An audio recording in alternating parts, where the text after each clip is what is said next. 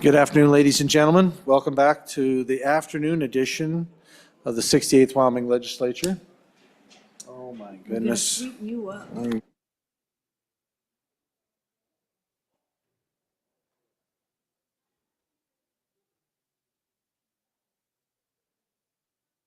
Representative Eklund, please. Privilege, Mr. Speaker. By all means, proceed.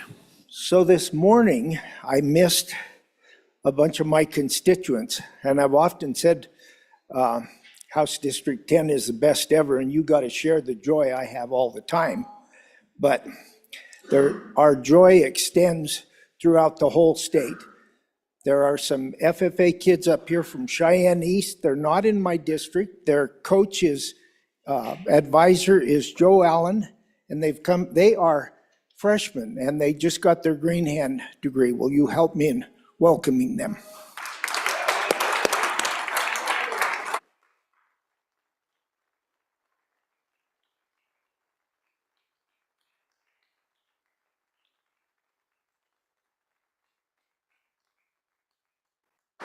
Welcome to the House. Representative Eklund, you weren't here for this. You would have enjoyed this. I got to have the honor of allowing these young people to come onto the floor, and they took their picture up here on the dais. And then I think it was Representative Allemand that asked them to give and recite the FFA creed. And you ought to have heard those folks give the creed for all of us here in the chamber. It was incredible. Sorry, Representative Stivar asked them to do that. And so, sorry, Allemand, not your deal, but appreciate you being there. But anyway, phenomenal group of young people. So thankful for what they're doing and the organization that they represent, Future Farmers of America. It was a big part of my life growing up and in high school, and it's helped me to be the person that I am in many ways. And I would say that my FFA advisor, Tom Stoltz, was one of the most influential people in my life and still is. And so I'm very thankful for everything I learned with FFA, and you guys have so much to look forward to. I can't even begin to share with you the opportunities that you have in your organization. So keep up the good work. Okay, next on our agenda, any other privileges or anything like that? Seeing none? Okay, next Senate file for our consideration, Senate File 74. Senate File 74, sponsored by Labor.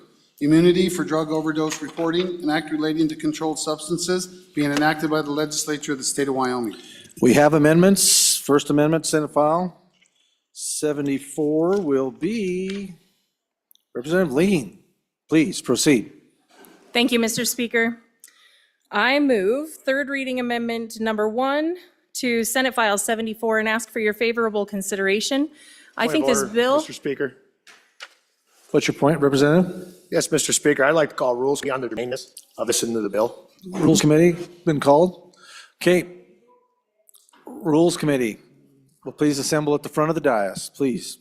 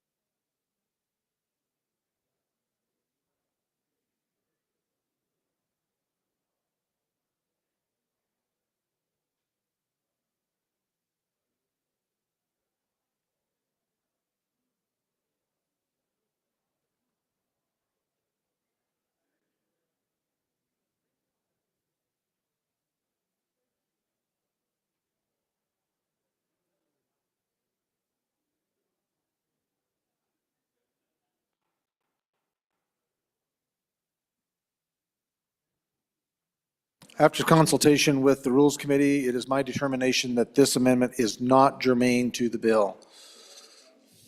So having that ruling, if someone would like to challenge that, they certainly are willing and able to. And if there is no challenge, or the bringer of the amendment would please withdraw it. Representative Lean, please. Mr. Speaker, I respectfully withdraw my amendment. The amendment, the bringer has asked to withdraw the amendment. Is there any objection? Seeing none, the amendment has been withdrawn. Okay, this was in regards to Senate File 74. Senate File 74 having been read 3 separate times, the question is, shall the bill pass the House? Chief Clerk will please call the roll. Allemand, Andrew, Angelos, Banks, Bear, Brady, Bratton, Brown, Gary, Brown, Landon, Byron, Campbell, Elisa, Campbell, Kevin, Chestick, Plouston, Connolly,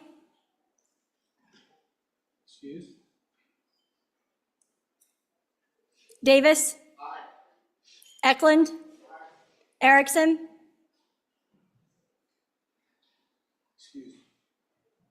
Filer, Geringer, Guggenmoss, Haroldson, Harshman, Heiner, Heft, Jarvis, Johnson, Kelly, Knapp, Larson Lloyd, Larson JT, Lawley,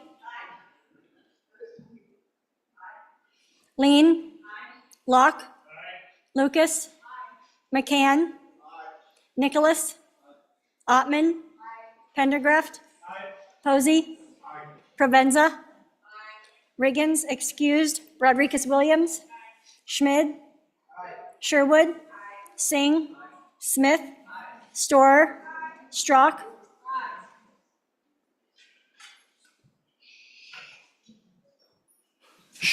Stivar, Tarver, Thayer, Washut, Wasserberger, Webb, Weber, Worf,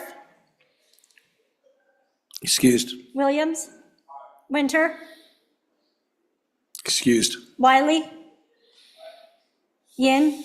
Mr. Speaker. Aye. Erickson, excused to I. Worf, excused to I. Brady, I to. Further changes? Further changes. Closing vote.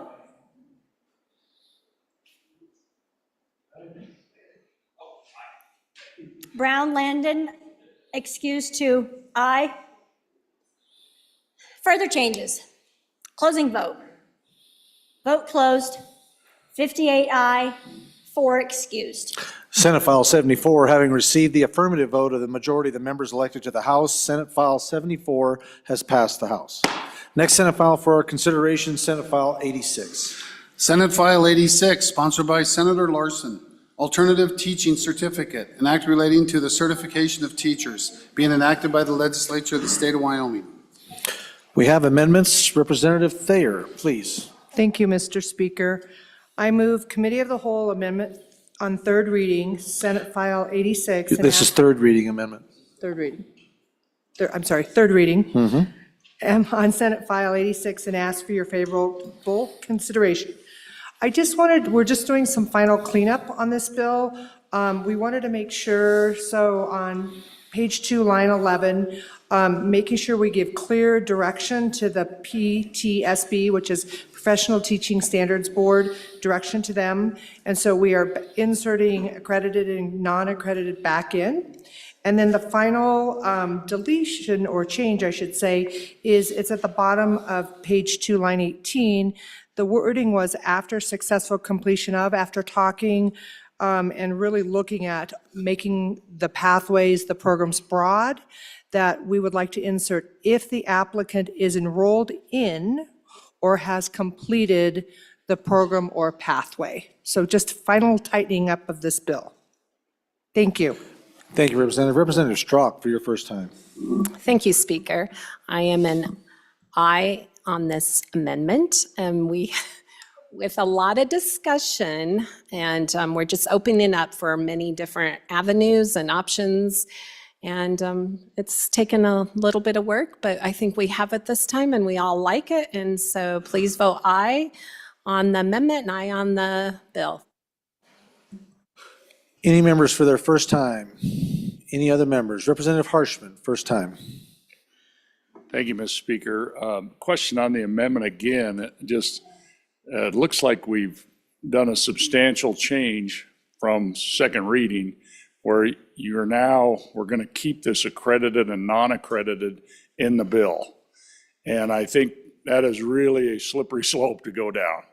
And we don't do that with medical doctors. It's all got to be accredited. And I just think when we go down this road, this is going to be big money for out-of-state corporations to charge unwilling people or unknowing people a couple $1,000, and here we get certified. And that's, I guess, the problem I think with this amendment. I thought we had a pretty nice balance, and now we're going to take out the key part is how I read that. And I guess let me know if I'm reading that wrong. Thank you, Mr. Speaker.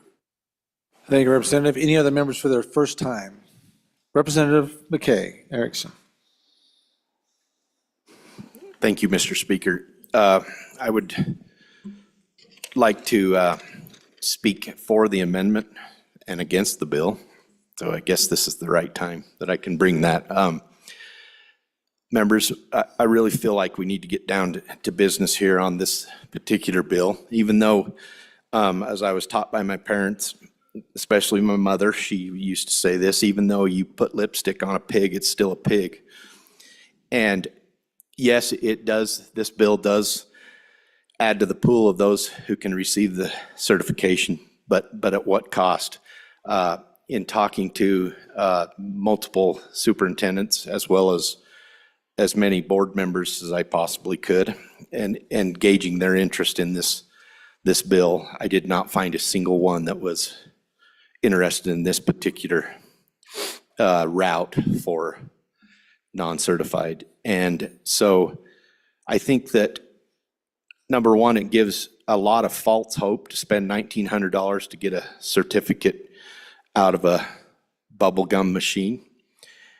And I also feel as if we're giving them a little bit of a false hope in giving them the opportunity to get this and saying, yes, Wyoming's behind this, and then they go to get a job, and I haven't found anyone that is looking to drop down, in my opinion, and in their opinion, that far, and allowing this type of certification.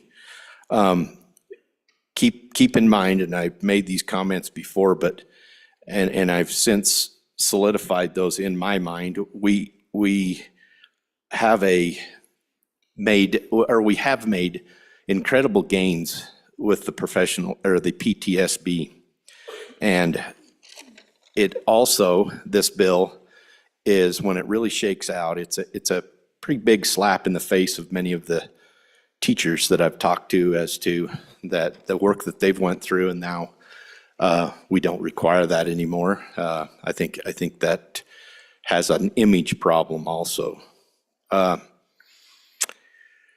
When talking to some of the proponents of this bill, their belief was the PTSB has a monopoly, and that's not fair that they do.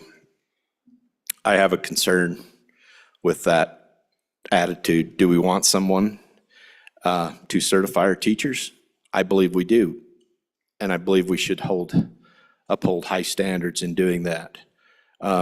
You probably all remember better than I did, but when my belief in the sanctity of marriage, when it was anyone could go online and receive a clergy ability to perform marriages, I kind of took that as a little bit of an insult to my idea of marriage. So that was just my own opinion. I think this is a little bit like that. So if we want better education, we need to focus on treating teachers better, and don't be careful not to burn down and disparage the outstanding work that they do. And so I would encourage your negative vote. One other quick thing. I also, in my research, I found that this, and I don't know, Mr. Speaker, if I can mention the name of this particular one, but let's just say that it fits in the category of this bill. So I think it would. The American Board, on 10/21 of 24, the state of Arizona denied them recertifying. So if Arizona does it, we dang sure should not, because of our higher standards of education and certification. Thank you, Mr. Speaker. Thank you, Representative. Any other members? Representative Ottman, for your first time. Thank you, Mr. Speaker. Just a couple things. First off, working in the education system for about 17 years, one of the things that I've found is that there are lots of people that have lots of experience. Lately, we've seen a downturn in the teaching profession for various reasons, which we're not really talking about. But the thing that there is that life experience is very, very valuable. And also people that have degrees in things. They may have already been through 6 or 8 years of college and have a degree in something, but it's not teaching. I believe that they can be very efficient, because as we're hearing over and over and over again, that teachers need professional development. Teachers need to learn how to teach kids to read. Teachers need to learn this and that. We all need to learn in every profession. When I was doing bookkeeping, every different business I worked for, I had to learn the system, and that's just the way it is. I know that during the last 2 years, PTSB has worked with smaller districts to enable them to have people to come in and to get their degrees while they're working at a different thing. There's people that have PhDs that are very qualified. And if this bill would go through, they could go in and provide those opportunities of teaching to children that need a specific thing, whether it be in the trades, whether it be in business or whatever. They also wouldn't have to be full-time employees. They also wouldn't have to be required to do sports or something to make that contract full. So this bill says may. It doesn't say they will. So I just don't see what the problem is, and is enabling districts to do their very best work and enabling people in the communities to step up and do what they're good at. I would vote aye for the amendment and aye on the bill. Representative Campbell, please. Thank you, Mr. Speaker. On and opposed to the amendment and on and opposed to the bill.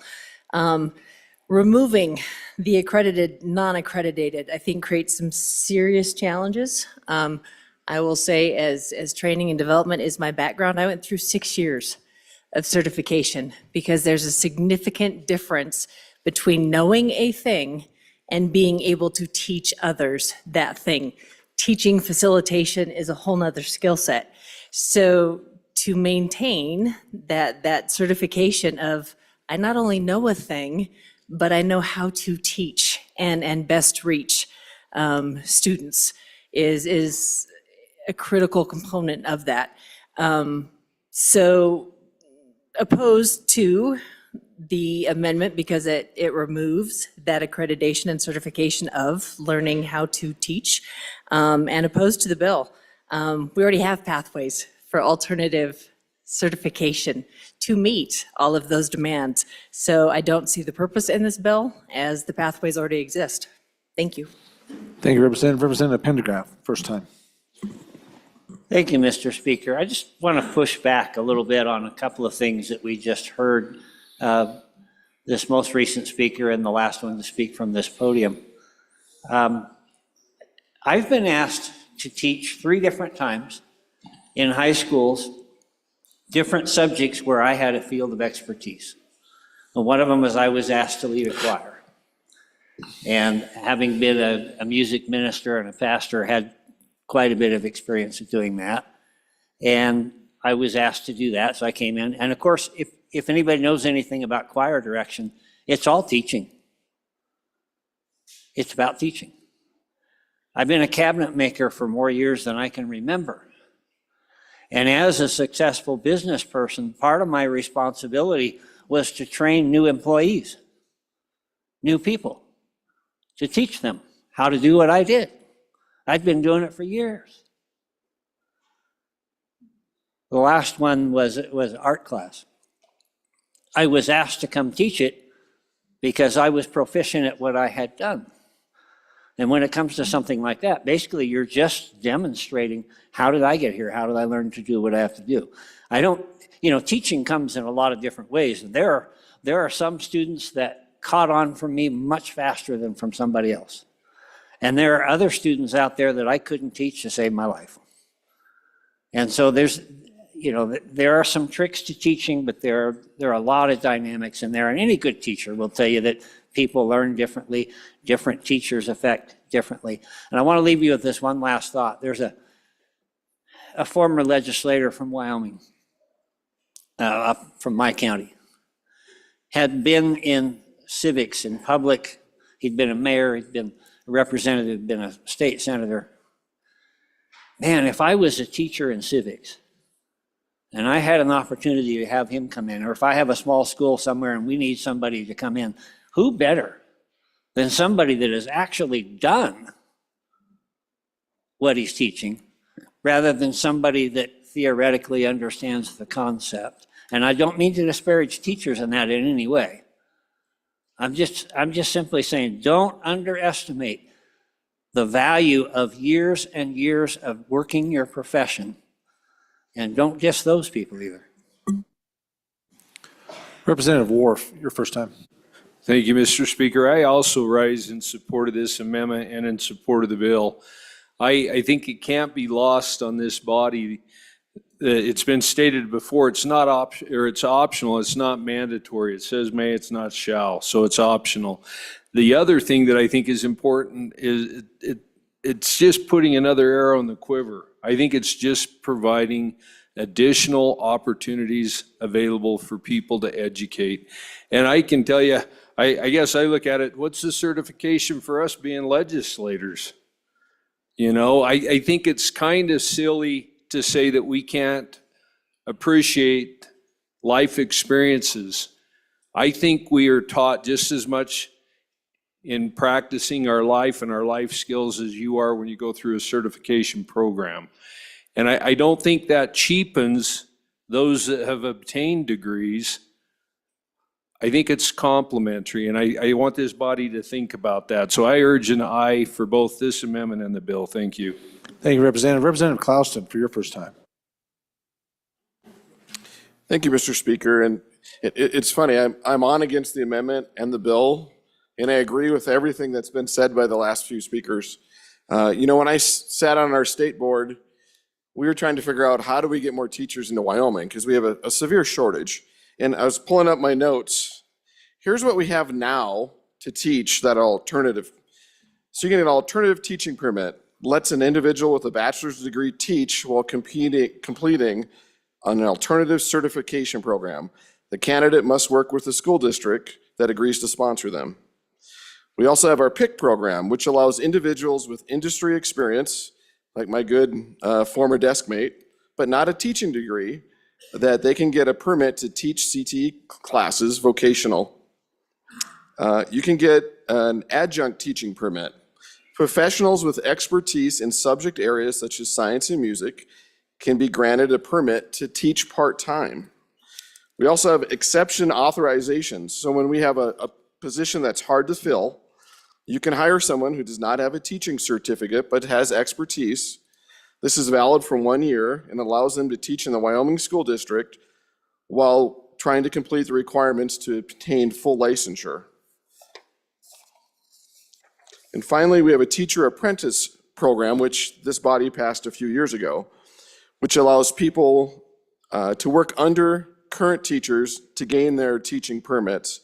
This is going on right now in Laramie County, Teton County, and Fremont County. So, ladies and gentlemen, I don't think we need this amendment or this bill. We have lots of pathways that are already covered in exactly what we're trying to do here. So I don't think we need some out-of-state certificate that people are going to spend money on, and probably none of our superintendents are going to accept anyway. So I feel really good on what we did 2 years ago with the apprenticeship program, and we have other options already available to our people who do want to teach, either full-time or part-time.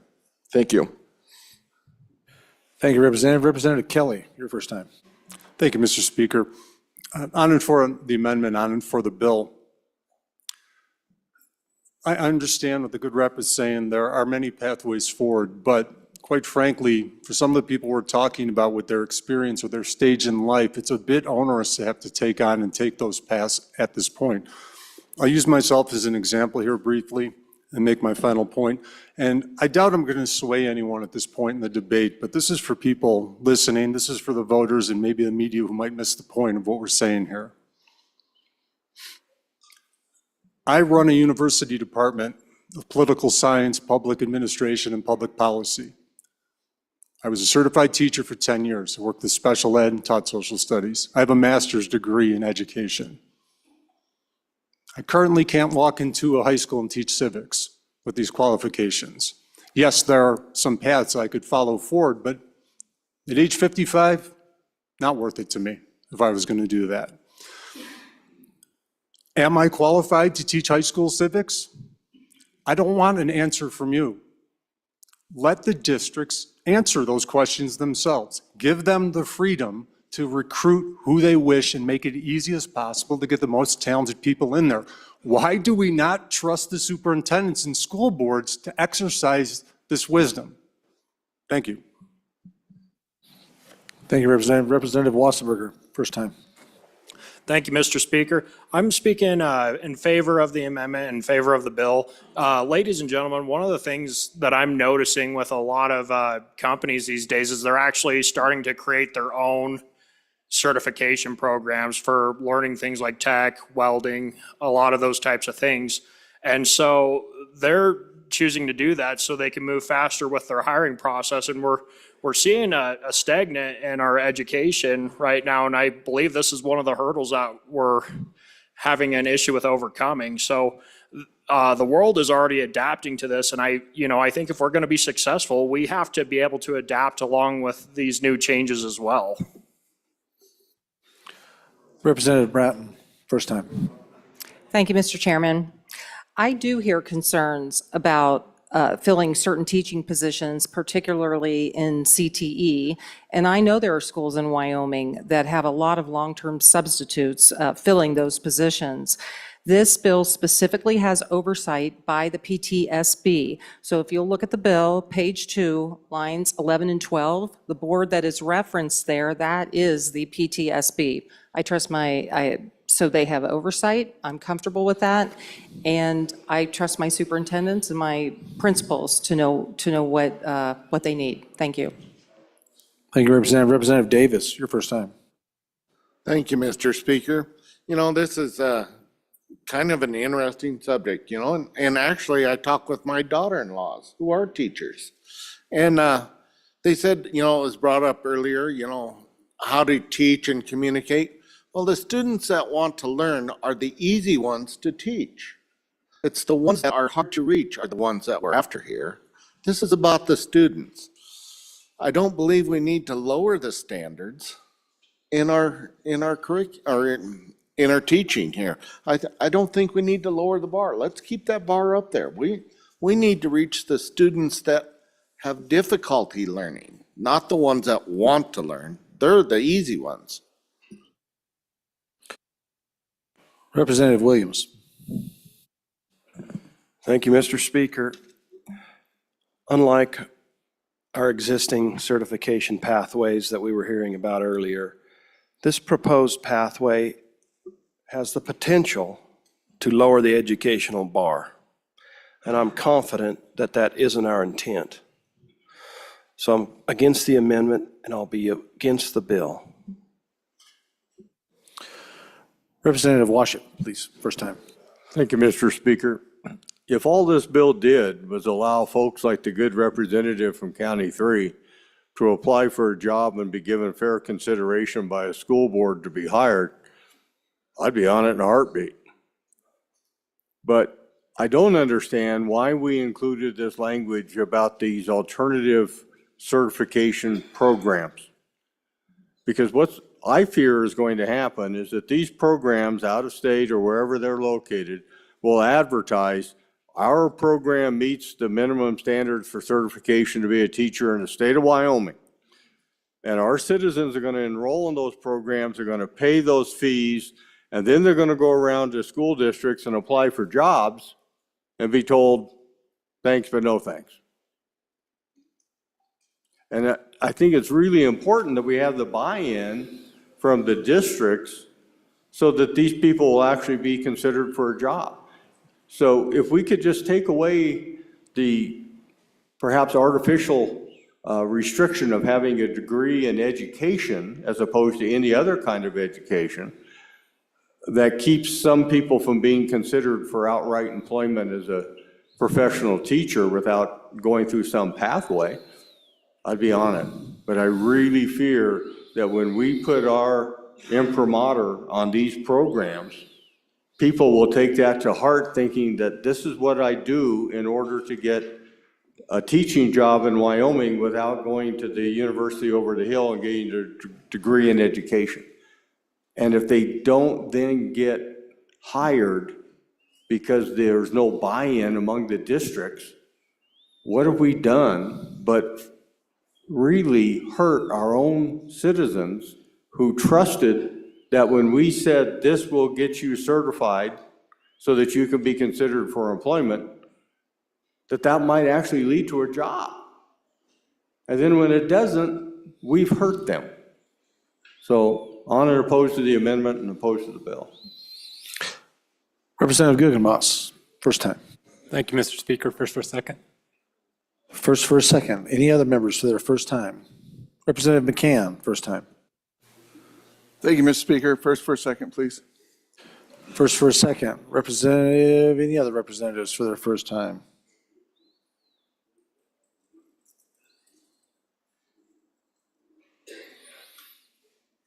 Okay, seeing none, second time. Back through.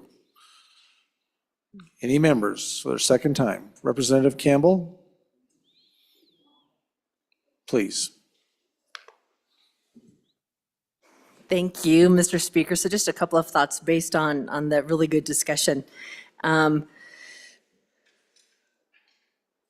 think that really, really, really good teachers make it look easy. And then folks think, man, I have years of experience doing this. I could do that. I will also share a personal example. We got to see our leadership. I had the honor of introducing our leadership group from my community. I get to spend the first 4 hours of every month teaching various leadership, conflict, interpersonal skills, all of those things. A couple of years ago, one of the participants in the class said, I know this stuff, I do this stuff. Give me an opportunity to teach this. So they did. And the unintended consequence was pretty significant that halfway through that session, I was asked to come back and apply to resume that because it's not as easy as it looks. And just because we have experience doing it doesn't mean we know how to teach high school kids or junior high kids. They're a different critter and a different beast. So maintaining that standard of, yes, we appreciate all of the experience you have, and let us give you the tools and the skills to best teach these subjects. It really is a critical component. So having that accredited and recognized within our state is really giving these professionals the tools they need to be successful.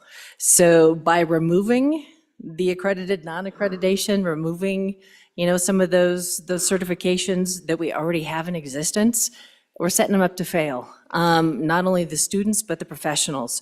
So against the amendment, against the bill, we need to do right, not only by our students, but by those professionals seeking certification. How do we set them up to succeed? And this is not the way to do it. Any other members for their second time? Representative Kelly, for your second time.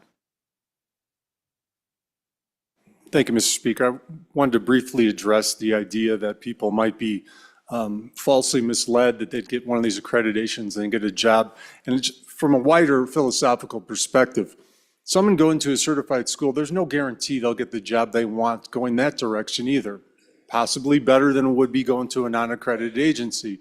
But that being said, I don't think it's our job to protect competent adults from themselves, that we should allow people the freedom to make these decisions for themselves and not make our decisions based on not if competent adults are going to get their dreams and desires. They should be able to choose for themselves their routes of education. Any other members for their second time? Second time. Representative Guggenmoss, second time. Thank you, Mr. Speaker. During the committee, testimony was given that there are parents who are having issues with the certified teachers not knowing how to teach a particular subject. And so my thought is, if going through the whole certification process, in some cases, obviously not all, but in some, is proving ineffective, why not have this option available? And then while that uncertified individual is being interviewed, my thought is they will be facing probably more strict scrutiny by the superintendent, by the board, to make sure that they can actually handle the job. Whereas an individual who has certification is basically just given a free pass, even if they are unable to teach the subject. The example that was given was a math teacher could not help a student who is struggling, could not walk them through the process, and that teacher said, I don't actually know how to do this. And a follow-up question was asked, well, is this just a one-off time? And that person testifying said, no, there are multiple students, multiple families who are having the exact same problem with multiple teachers. So why not open up the option? Thank you. Representative Harshman, your second time. Thank you, Mr. Speaker. Folks, I think when you read the amendment, the second part of the amendment, you don't even have to complete this successful program. You just have to be enrolled in it. We used to 25 years ago have diploma mills. Most of them were located in this city. They were located offshore. They came here because we didn't have laws to protect that. And our citizens were signing up and getting these worthless degrees. Cost them money, and then we finally got that shut down. I was a freshman or sophomore here and we did that. And really what this is a certificate mill. And companies will take your money, and now you don't even have to go through their 6 hours to complete it. You just have to be enrolled in it, is what this amendment does. And I would just submit to you, I think there's 3 of us on this floor that are certified through the PTSB. Every time I've gone through recertification, it is not an onerous process. I mean, you submit your stuff, and it's like every board in this state. We have 100 boards, from veterinarians to barbers to medicine and you name it, cosmetologists. And it's all to make sure that the service to our citizens is where it should be. And I just want to finish with what the good former school board member from Campbell County talked about. And I think about at my high school, the construction teacher owned his own construction business. He got an alternative certificate. He is now teaching construction in my high school. Okay, and I think like the good former school board member, and we have a physician assistant on this floor. You two could easily, within a matter of weeks, probably be certified to teach science, your background. And they'd go through some process, but they'd be working in the classroom teaching science. I think many of you with construction backgrounds or accounting backgrounds or legal or all those things could work through our PTSB through this alternate certification. It's happening in every school in our state right now. So I don't think there's a broke system. I'm not sure why this bill is even here. Well, I do kind of think I know why it's here, because they kind of came into this state and we said, no, you can't do that. So now we're trying to pass a law to let them back into this state. The certificate mill. Pay your money and you don't even have to complete it if we adopt this amendment. You just have to pay your money and you're ready to go. I tell you what, I think and you just got an email today from a court case involving our public education as a fundamental right, like freedom of speech, religion. Public education is a fundamental right like that. And we want to make sure we protect that. And there is really no reason for this bill. And it is simply to allow an out-of-state corporation to come back here and start preying on our citizens, taking money when they don't need to. Apply right now to PTSB. Many of you could start teaching next school year. So on and against the amendment unfortunately makes a bad bill worse. I thought we helped it a little bit on second reading, but this actually makes it worse. So please vote no on the amendment if you're going to vote aye on the bill. And then hopefully this bill, then we can put it to sleep. Thank you, Mr. Speaker. Any other members for their second time? Representative Erickson. Second time. Thank you, Mr. Speaker. Again, to push back a little bit on some of the comments. Number one, I would like to kind of focus on if I had an opportunity as a school board or a superintendent to approve an individual with the skills of the good representative from County 3 that as he talked about all of these life experiences, that would be awesome. But I would certainly like to see him go through the process that we have, which my understanding, and again, been there, done that, tried to find as much as I can about it.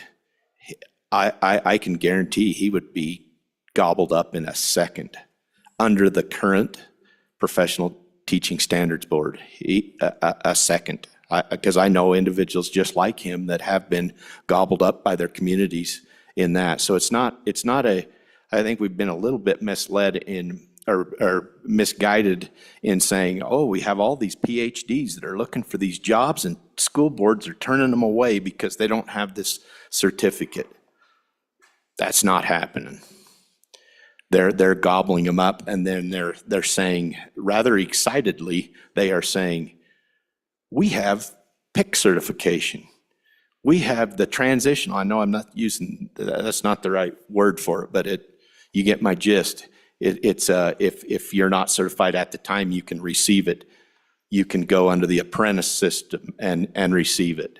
So again, back to a little bit of the, remember my date, 10/21 of 24, Arizona said with this exact, one of these exact programs trying to get in here, they booted it out. They didn't even have to have, it was on a consent agenda. They didn't even have to have debate on it. So it must have been fairly serious. And then the good representative also from County number 1, and would be perfect if it had a number 2 behind it, County 12. But he talked about the ability of,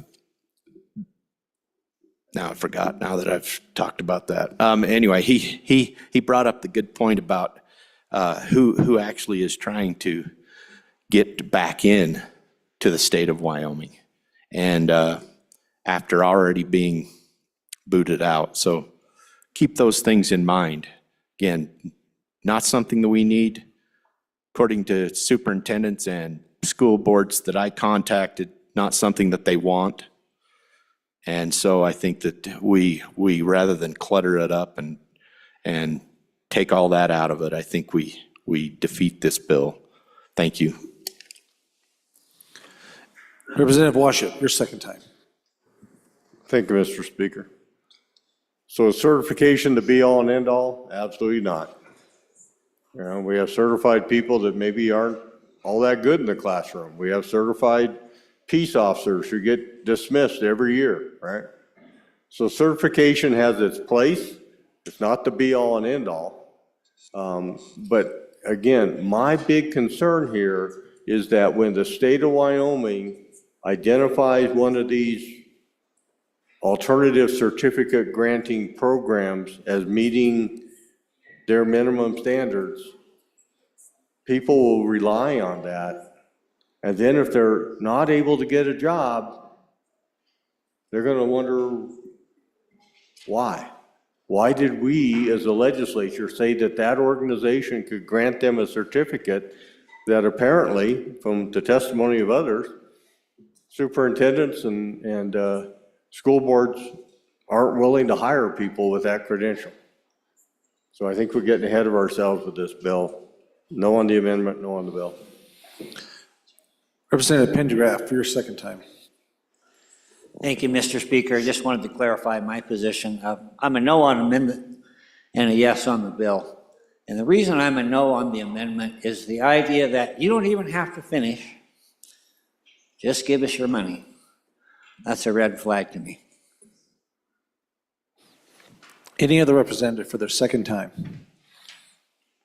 Seeing none, back to the bringer. I hope you took notes, Representative Thayer. Good luck. Thank you, Mr. Speaker. That was a great discussion about options. I do want to go and address just a couple things. When we brought this, the second part of this third amendment, the verbiage in the, if the applicant is enrolled in or has completed, that is already in existing with PTSB. That verbiage came directly out of language that is already in our, with Wyoming, with PTSB. So that's where that language came from, just to let you know. It's already existing in the rules. And then also, I like the good representative who was with me on this amendment, learning so much about what we have and the tools and the resources. We have learned, I know I have learned so much that this is an EA, this is an exception authorization, I'm forgetting my language. It is one option in a whole list of 7. There is, like we said, the pick, there's so many other things. So again, options are good. We want to put good teachers in front of our students. Thank you. Members, you are voting on third reading amendment number 1 to Senate File 86. All those in favor signify by saying aye. Aye. All those opposed, no. No. The amendment has not been adopted. We have another amendment. Representative Ottman.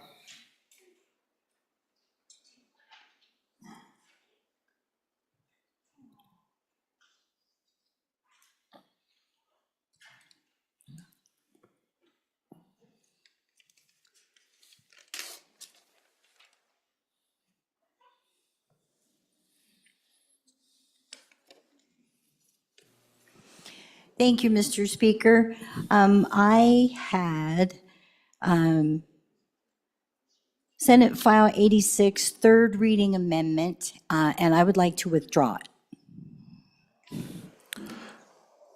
The member is asked to withdraw the amendment, seeing no objection. Thank you, Representative. The amendment has been withdrawn.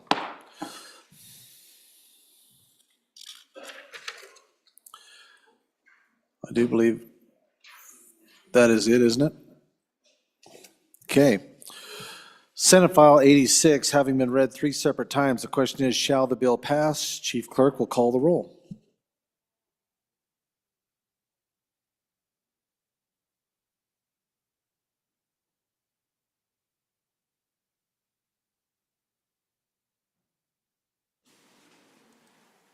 Allemand? Andrew? Angelos? Banks? Bear? Brady? Bratton? Brown Gary? Brown Landon? Byron? Campbell Elisa? Campbell Kevin? Chestick? Clouston? Connolly? Davis? Eklund? Erickson? Feiler? Geringer? Guggenmoss? Haroldson? Harshman? Heiner? Heft? Jarvis? Johnson? Kelly? Knapp? Larson Lloyd? Larson JT? Lawley? Lean? Locke? Lucas? McCann? Nicholas? Ottman? Pendergraft? Posey? Provenza? Riggins, excused. Rodriguez Williams? Schmid? Sherwood? Singh? Smith? Storer? Strock? Stivar? Tarver? Thayer? Washut? Wasserberger? Webb? Weber? Worf? Williams? Winter? Excused. Wiley? Yin? Mr. Speaker? Are there any changes? Alamand? No. To aye. Angelos? No. To aye. Further changes? Bratton? Further changes? Closing vote? Vote closed. 32 aye, 28 no, 2 excused. By your vote, Senate File 86, having received the affirmative vote of the majority of the members elected to the House, Senate File 86 is passed the House. Next Senate file for consideration, Senate File 103. Reading clerk. Which one? Oh, that was laid back. That's correct. I'm going to have to have the corrected copy then. Okay, next Senate file for our consideration, Senate File 145. Senate File 145, sponsored by Senator Nethercott. Local governments, investments, and equities. An act relating to public funds being enacted by the legislature of the state of Wyoming. We have an amendment, Representative Brady.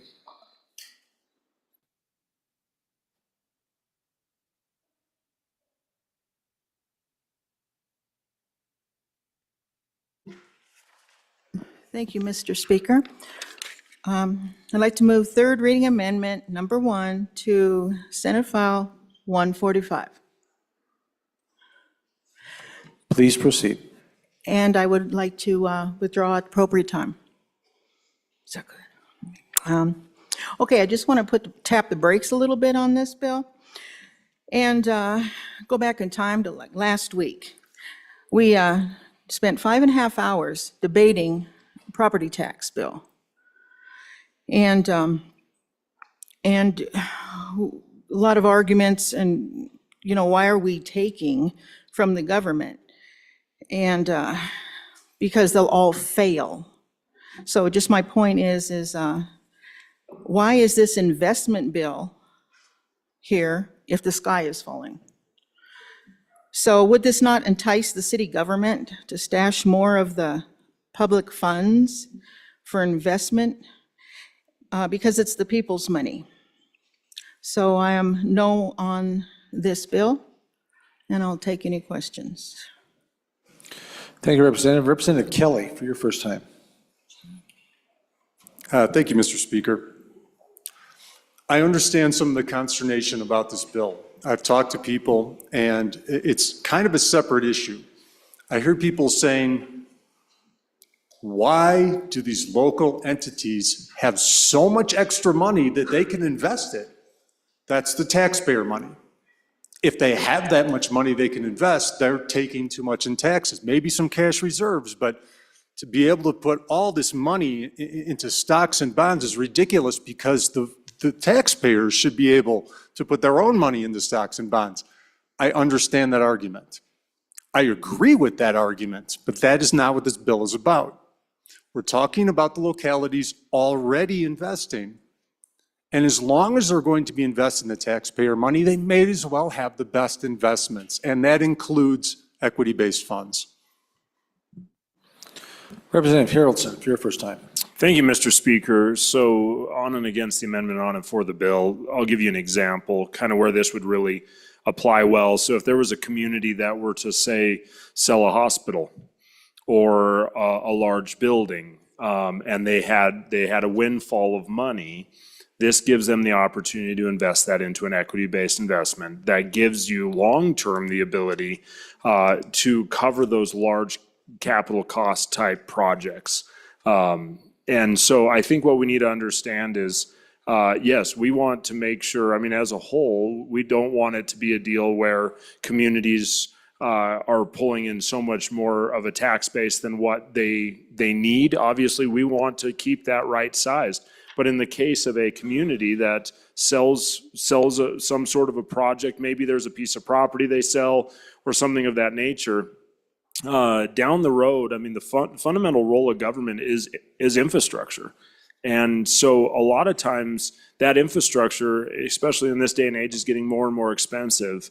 And the equity concept would be a concept that would serve us better long-term for those municipalities and government entities. So I think this is simply saying we want to be good stewards of the money and go about it in the best way possible. So I understand the sentiment of the good bringer of the amendment and don't disagree at all with that. But I believe this probably applies to a little bit of a different situation.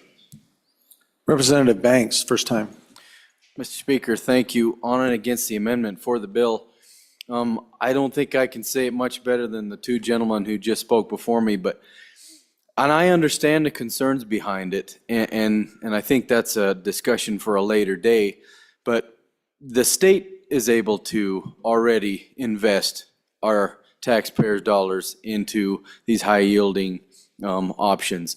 And I believe that option should be available to our counties and our cities, and the ability for them to be good stewards with that money, be able to get those better returns for the people, for those services, for their buildings and infrastructure.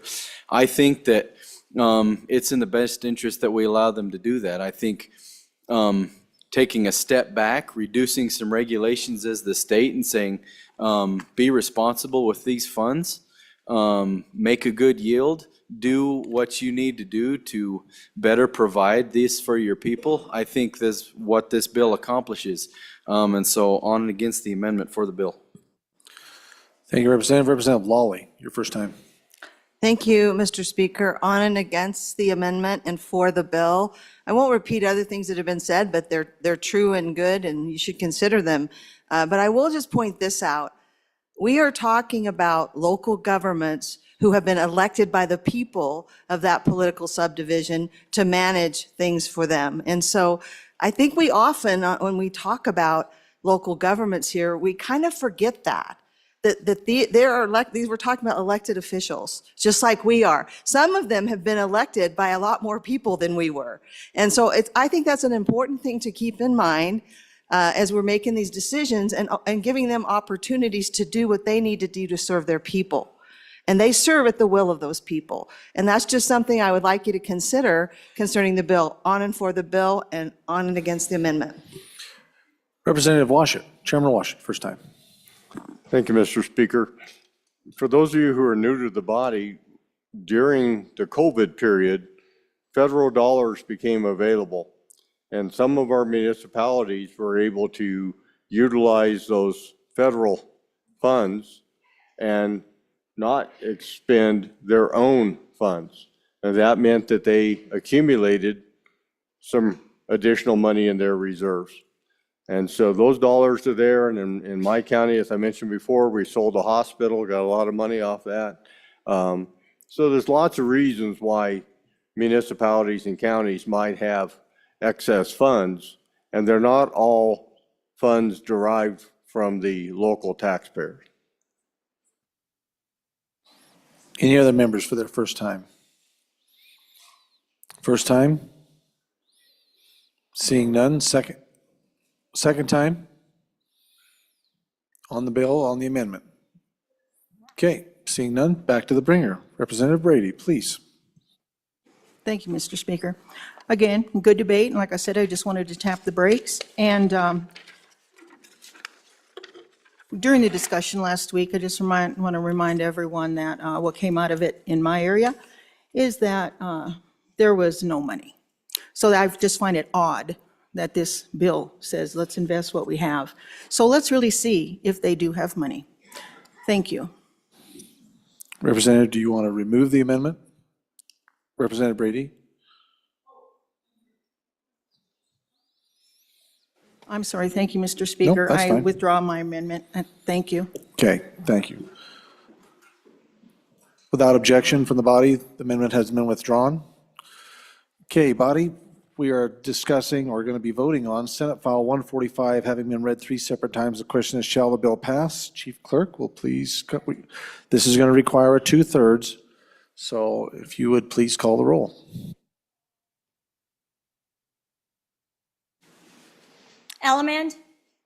Andrew? Angelos?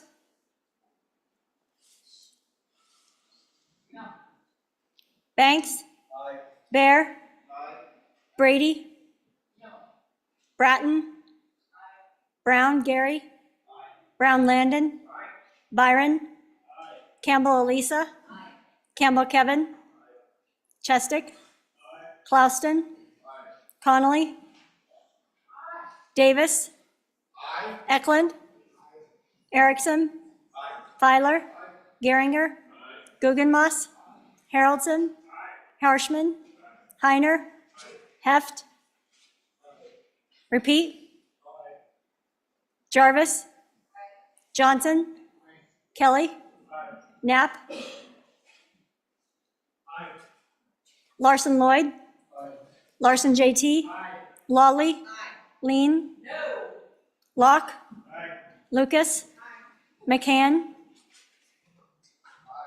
Nicholas? Ottman? Pendergraft? Posey? Provenza? Riggins, excused. Rodriguez Williams? Schmid? Sherwood? Singh? Smith? Storer? Strzok? Stivar? Tarver? Thayer? Washut? Wasserberger? Webb? Weber? Worf? Williams? Winter? Excused. Wiley? Yin? Mr. Speaker? What? Are there any changes? Angelos, no to aye. Brown, Gary, aye to no. Further changes? Further changes? Closing vote? Vote closed. 54 aye, 6 no, 2 excused. Senate File 145, having received the affirmative vote of the majority of the members elected to the House, Senate File 145 has passed the House. Next bill for our consideration, Senate File 152, reading clerk. Senate File 152, sponsored by Senator Barlow. Wildfire Management Task Force and State Forester. An act relating to state lands being enacted by the legislature of the state of Wyoming. We have amendments. First amendment being brought by, probably the one that's standing at the mount. I don't have anybody stand there. Representative Bear.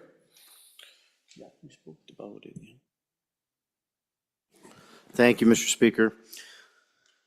I move third reading amendment number 1 to Senate File 152 and ask for your favorable consideration. Ladies and gentlemen, this bill passed out of my committee, and we had quite a bit of discussion with the department that deals with our forests.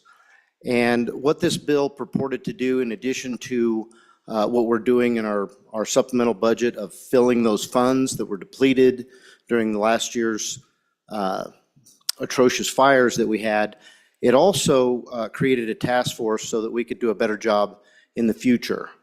We had a lot of lessons learned, and we want to compile those. We want to see if the state can do a better job in the future of fighting fires. And you remember we had quite a bit of debate during the supplemental budget regarding the addition of a new seats, helicopter, things like that. So what has happened is that we've decided to create a task force to gather this information and help advise the director of that department that takes care of our forests. in how we can better do a better job in the future of fighting these grass fires and forest fires. What this amendment does is it removes that task force. And after lots of discussions with involved parties, both in your districts and here in the Capitol, we've determined a better route to solve these problems is to work with the director of that agency in collecting the lessons learned and discussing it with professionals and in parties that are really going to be great advisors on how we can do a better job. And then bringing that information to my committee and the joint committee, if you will, throughout the interim. And we intend to make this a interim topic if we can get the buy-in of our counterparts down the hall. And so what this amendment does is it removes that task force and the funding for that task force. And I'll stand for questions, and this should be a discussion we have. Do we want to grow government? And I'm afraid that's what this does. My committee has the capacity, I believe, throughout the interim to work with the department head and really make good decisions. And it's really going to be upon the legislature to make the changes that are necessary to allow this department head to create rules and really handle this issue in a different way in the future. So with that, I'll stand for questions. Thank you, Representative Chairman Bear. Any Representative Byron, first time. Thank you, Mr. Speaker, and thank you to the chairman of Good Committee Number 2 to kind of walk us through that. You know, I've gone back and forth since I've noticed this amendment get posted. I'm in a unique spot where I'm one of the people that fights these wildland fires. So I'm close to it. We're seeing it in all of our neck of the woods. And I would push back a little bit on the thought of growing government by assigning a task force maybe out of this body and the other body, because we're closest to the people. We're the ones that can go back and do that work, talk to our fire departments, talk to our volunteers, talk to our partners at the federal level that are also helping us fight some of these fires. These are complicated subjects.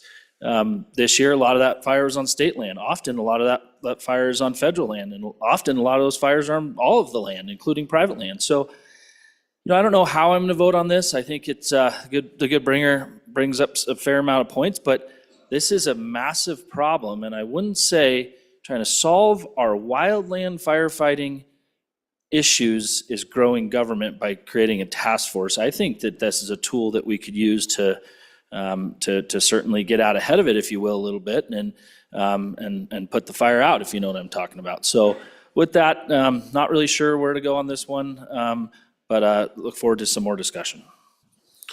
Representative Pendergraft. Thank you, Mr. Speaker. On and for the amendment, also for the principle of the task force.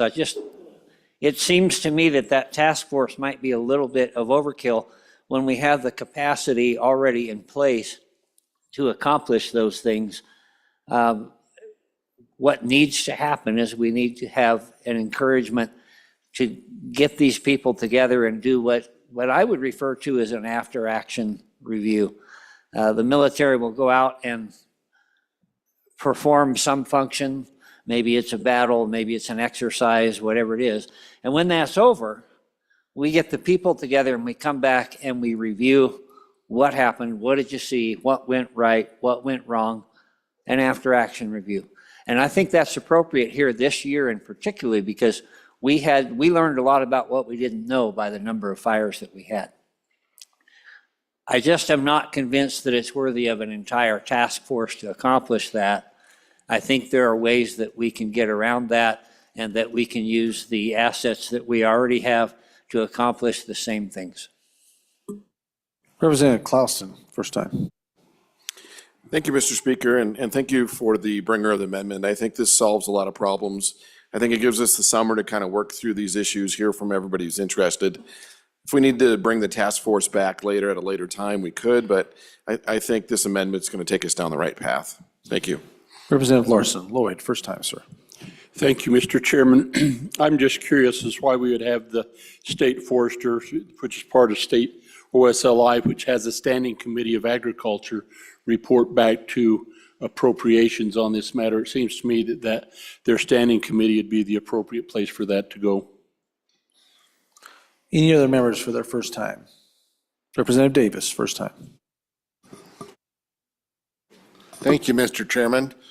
Usually on a task force, we bring a collaborative effort from all parties involved here, and so a collaborative effort a lot of times comes up with a better process, a better input than just bringing it back to one. And so I'm not in favor of this. Any other members? Representative Campbell, first time. Thank you, Mr. Speaker. On and opposed to the amendment and on and for the bill. And I had to wrap my brain around this. When you bring an amendment that gets rid of the task force and the entire bill is about the task force, I'm not sure how that works. But the reason I'm against the amendment is it truly takes away the holistic approach that we are seeking, because the fires we saw this summer were probably more widespread, more land, millions, tens of millions of dollars of damage, and isn't something that we have experienced before. So I appreciate one of the earlier speakers talking about an after-action report and bringing, the people together. That's the whole point of the task force, right? Is to have that after-action report and not just rely on one person. Bring everybody together and say, what did we learn? How do we prevent this from happening next time? How do we ensure we are communicating and working together more effectively? That is the purpose of the task force, and that holistic approach to how do we best manage wildlife fires in the future in our state, so we don't have these tens of millions of dollars. Absolutely, I think a step in the right direction. So I will echo we need the after-action report and bringing these people together. That's exactly what this does.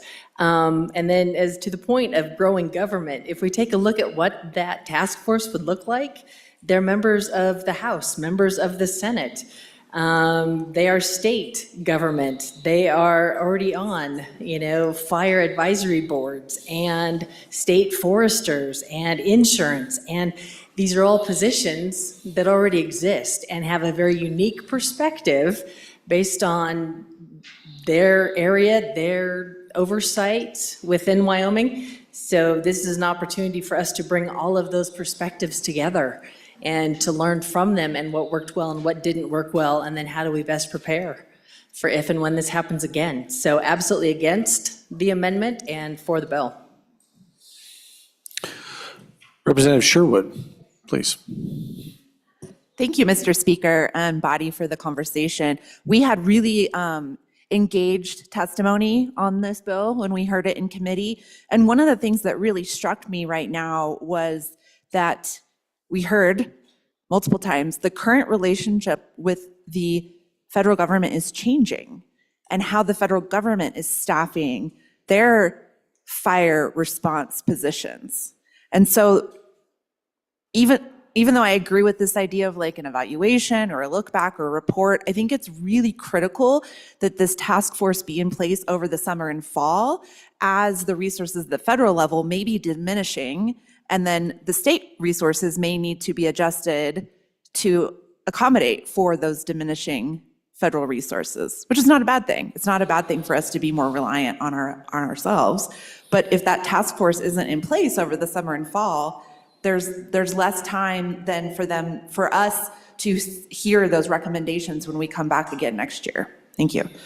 Representative Angelos, please, first time. Thank you, Mr. Speaker. I just do want to remind the body that this bill did three things. So it was a task force. It also was redefining, it amended the duties of the state forester, which is like half of the issue that we saw this summer was her duties. There are so many hoops and lines and bureaucracy that we are amending that to help for the next fire season to alleviate some of that confusion, and it still needs to be amended even more. The task force is a part of it, and I'll be honest, I struggle with this because this was my district. But the other part of it was the budget request. So that's the third part of the bill. It was budget request, which we addressed in the budget. This body already addressed that, and that this has prevailing language. So I do know that I have been on the phone with my one of my fire marshals, and we do have the person who takes care of our forest is on board if this comes to our committee. There will be appropriations, and that is why it would come to the, or I should say, it will come to the number 2 committee because of money that is associated with that. So just to answer some questions, things change rapidly on the floor, so. Representative Wiley, first time, sir. Thank you, Mr. Speaker. Who are we to say that any one committee is above the rest and that this should be solely kicked over to that committee so they can make the decision and then bring it to this body? The task force are put together, and I have a little bit of knowledge and background because I've been involved in the task force before, because you get this wide range of different knowledge backgrounds and opinions and ideas to coalesce around this problem, figure it out, and then bring it to one of the avenues of this body. Appropriations is going to be busy, folks. They're going to have their hands full anyway. Not just this is just another little penny in the pot. That's not what this is. This is a huge issue. We've heard it. You know, millions and millions of dollars, millions and millions of questions, right? Let's let the system work the way that it has in the past, so we can bring a good body of work to this body so we can make an educated decision. Thank you, Representative. Representative Connolly, first time. Good afternoon, Mr. Speaker. Good afternoon, Representative Connolly. It is a good afternoon. I am opposed to this amendment, but I really like the bill, and that's enough said. Representative Harrelson, your first time. Thank you, Mr. Speaker. So just another clarifier. If you go to your bill on page 4, lines 1 through 6, you also see another role of this bill that's incredibly important, and that is establishing standards and regulations for privately contracted private wildland fire resources operating in Wyoming. So what's currently happening is insurance companies on large assets are bringing in private entities to protect large assets. So when I say large assets, homes, businesses that they feel are in line of fire. And so the problem we're having, though, is these preventative crews, these private crews are coming in, but there's no regulation or no oversight of communication with the actual the fire crews on scene. And so what's happening is they're doing evacuations, but people aren't getting the news. They're not on the same frequency, so to speak. So that's another thing that is in this bill, having nothing to do with task force or anything, but it's just as that we were talking about what this bill actually did, I needed to make sure everyone was aware of that. And then one of the issues that we're having with the task force conversation is there's a lot of more people that want to be on these task force. We heard in testimony, and after we got out of committee, a lot of other people saying, hey, we want to be on that task force. Well, if there's one thing that I've found is if you're not careful, if it continues to grow, you're not going to be making progress. You're probably just going to be having more and more conversations that aren't getting anywhere. So I think we need to be careful as we do this, that obviously there's a lot of people that want a seat at the table on this task force. And what we've seen in the past, at least my time in the legislature, task force sometimes are not always the most productive way of getting things accomplished. So I think this is a good amendment, and we should consider this as an option. Any other members for their first time? Representative Yin. Mr. Speaker, thank you. So members, we are talking about, this is the amendment's about the task force, just about the task force. And we've had some conversations that task force is growing government, task force ends up where we might not get results that we want. We actually had the results of a task force just this year, right? We had the results of the shooting sports task force. I think having all of those stakeholders have space in the room and have a voice there really helped bring a better product around. So is it the right move to get rid of the task force and just assign it to one of our legislative committees? sure, we could do that, but I think this is extremely important, an extremely important topic where we need to have as many voices in the room that are those stakeholders involved. So I'm against the amendment. I think this is a problem that we really need to solve, and I think that we need to solve it urgently. And it's one where we're just having legislators and then not necessarily having every other stakeholder in the room, unless they can make their way to all the meetings, will not be as good of a result as one where we have the task force. So on and against the amendment, Mr. Speaker. Thank you. Thank you, Minority Floor Leader. Any other members for their first time? First time? None? Oh, Representative Posey, first time. Coming up. Thank you, Mr. Speaker. I just want to mention that listening to the conversation, that the task force probably really is needed. You know, I think you look at the aspect of forest fires nowadays. I sat on a task force years ago after the 88 fires. That was a big thing back then, and it still is. You know, the health of our forests in our state is pretty poor. You know, you got a lot of dead field down. You got remnants of the beetle kill. So unfortunately, there's going to be big fires that come with that. And but I am against the amendment and for the bill. Thank you, Mr. Speaker. Thank you, Representative. Any other members for their first time? Still looking for first time. Representative Provenza, first time. First for a second, Mr. Speaker. First for a second. Any other members for their first time?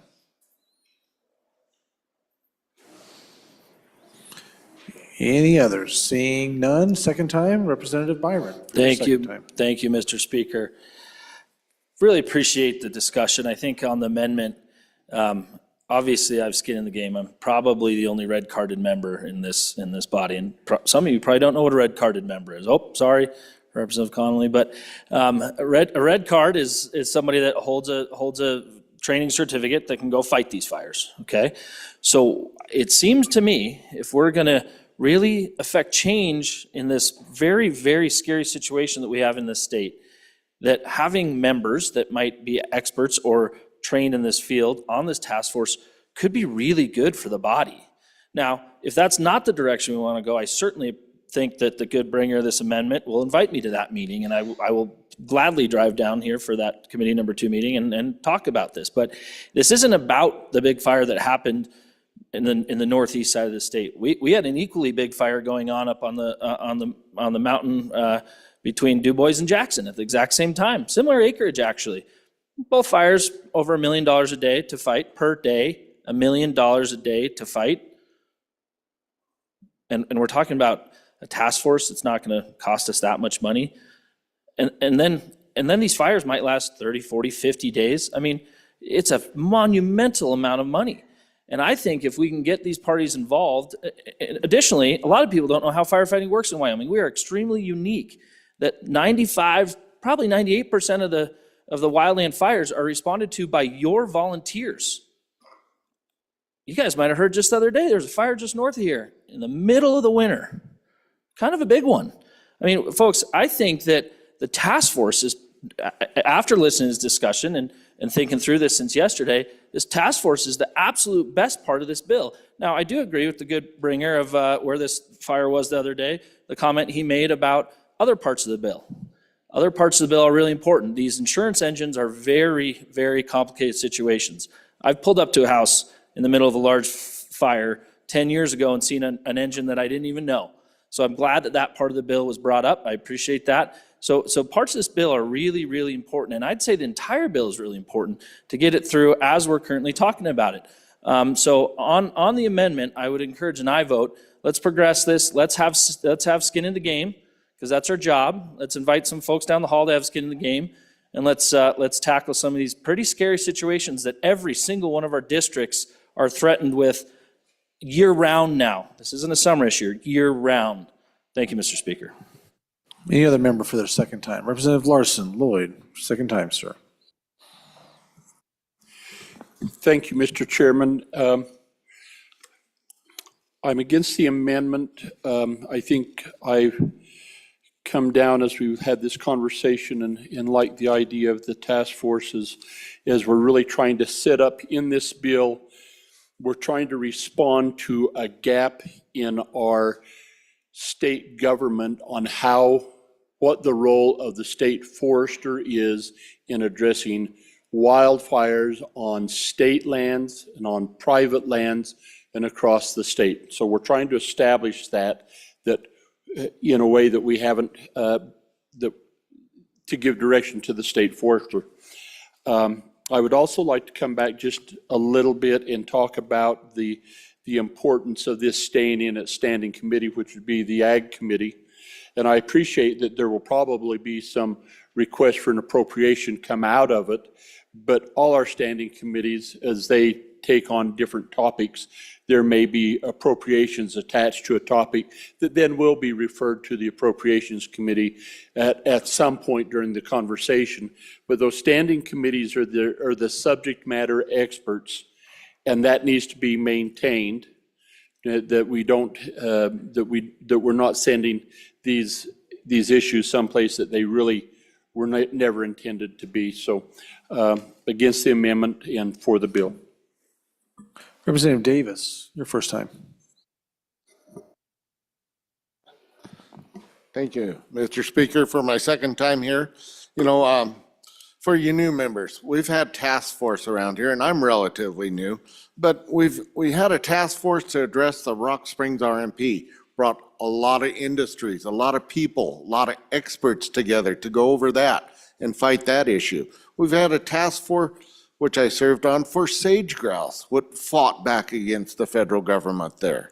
So we just recently had a task force that developed the shooting sports.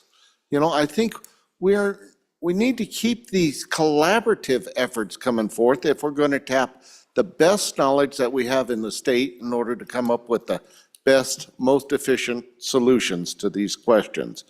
And as far as that, you know, all these different task forces had appropriations attached to them, and it seemed to me that most of them just got to report back to the appropriations.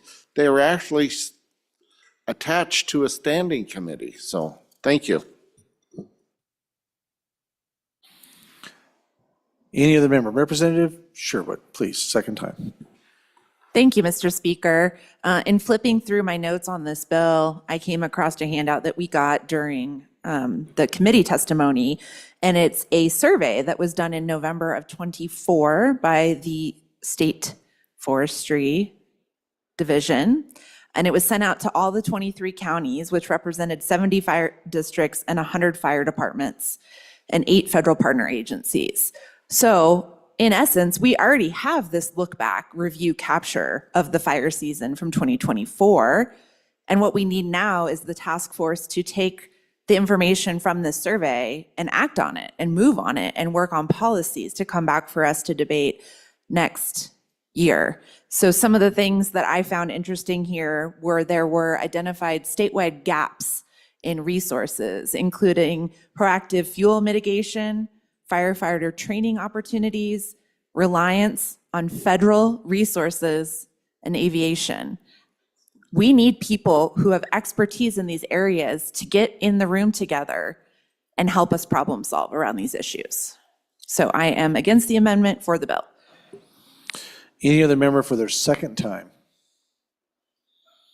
Second time. And if you don't know who you are, it's Pendergraft, Clouston, Campbell, Angelos, Wiley, Connolly, Haraldson, Yin, Posey, and Provenza are left. Seeing none, back to the bringer, Representative Bear. Thank you, Mr. Speaker. So lots of good discussion there. So this is what it really comes down to. I'm going to just boil it all down for you folks. In the end, only this body will take the action that any task force recommends, and only this body will determine what the outcome is going to be with obviously the work that we do with the executive branch.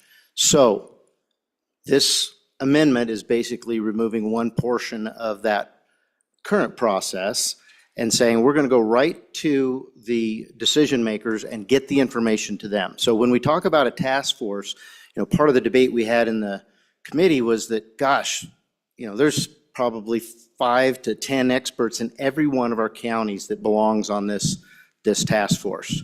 So, well, we're not going to make a task force of 230 people.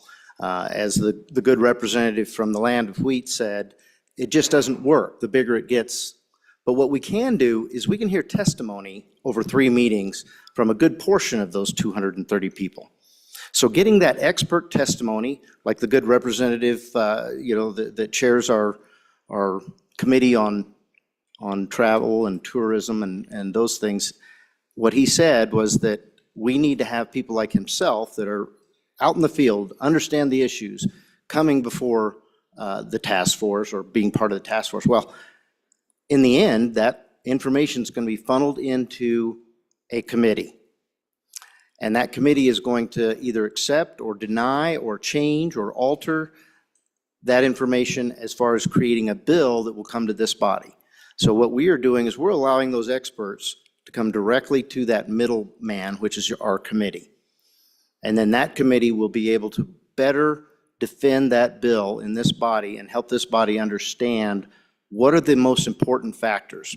I think one of the best questions was brought by the good representative from the middle of the state that said, why not the Standing Committee for Agriculture? And I agree that there's definitely some reasons we should do that. And maybe that's where we do it. But I think at this point, based on the kind of decisions that this director that handles our forests makes, that the Appropriations Committee really needs to look at this and allow for a process that gets the money into the hands of the people who are fighting the fires the fastest. And I think that really is going to fall into the purview of the Appropriations Committee. And, this is something that we can certainly look at in the Management Council, because that's not part of this amendment. Management Council could say, that's the place we want it handled this summer. My preference would be for our committee based on the reasons I've just given you. And again, many different good points made, but ultimately, who are the decision makers? We are the decision makers. And we depend heavily upon our committees to bring good information to us. How are they going to make the best decisions if they're only going to take a report that they get from a task force versus getting the very testimony that the task force would get? I think it really lends credence in this particular situation. There was much talk about the task force which deals with this shooting park. I think that's a very different situation. That task force had to give a recommendation to this body that, frankly, it had to go in one spot. And that meant that the vast majority of this body was going to miss out on that opportunity. So it was important to have several members from this body and then experts to help make a good decision that most of us would not like. I think when it comes to firefighting, most all of us understand the government's responsibility in that, the state government's responsibility in that. And we just want to develop a program that we can do better next time than we did in the past. And I think that we did a fairly good job in fighting these fires.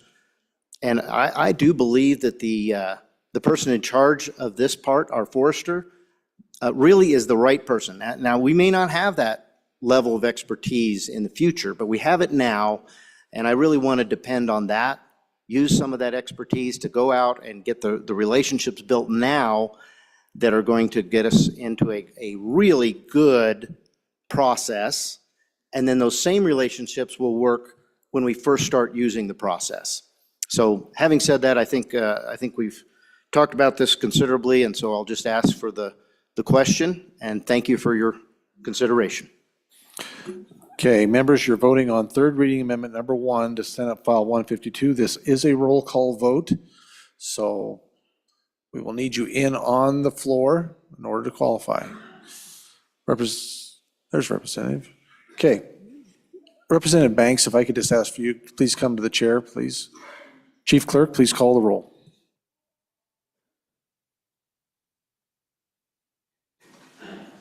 Allemand? Andrew? Angelos? Banks? Bear? Brady? Bratton? Brown Gary. Brown Landon. Byron. Campbell Elisa. Campbell Kevin. Chestick. Clauston. Connolly. Davis. Eklund. Erickson.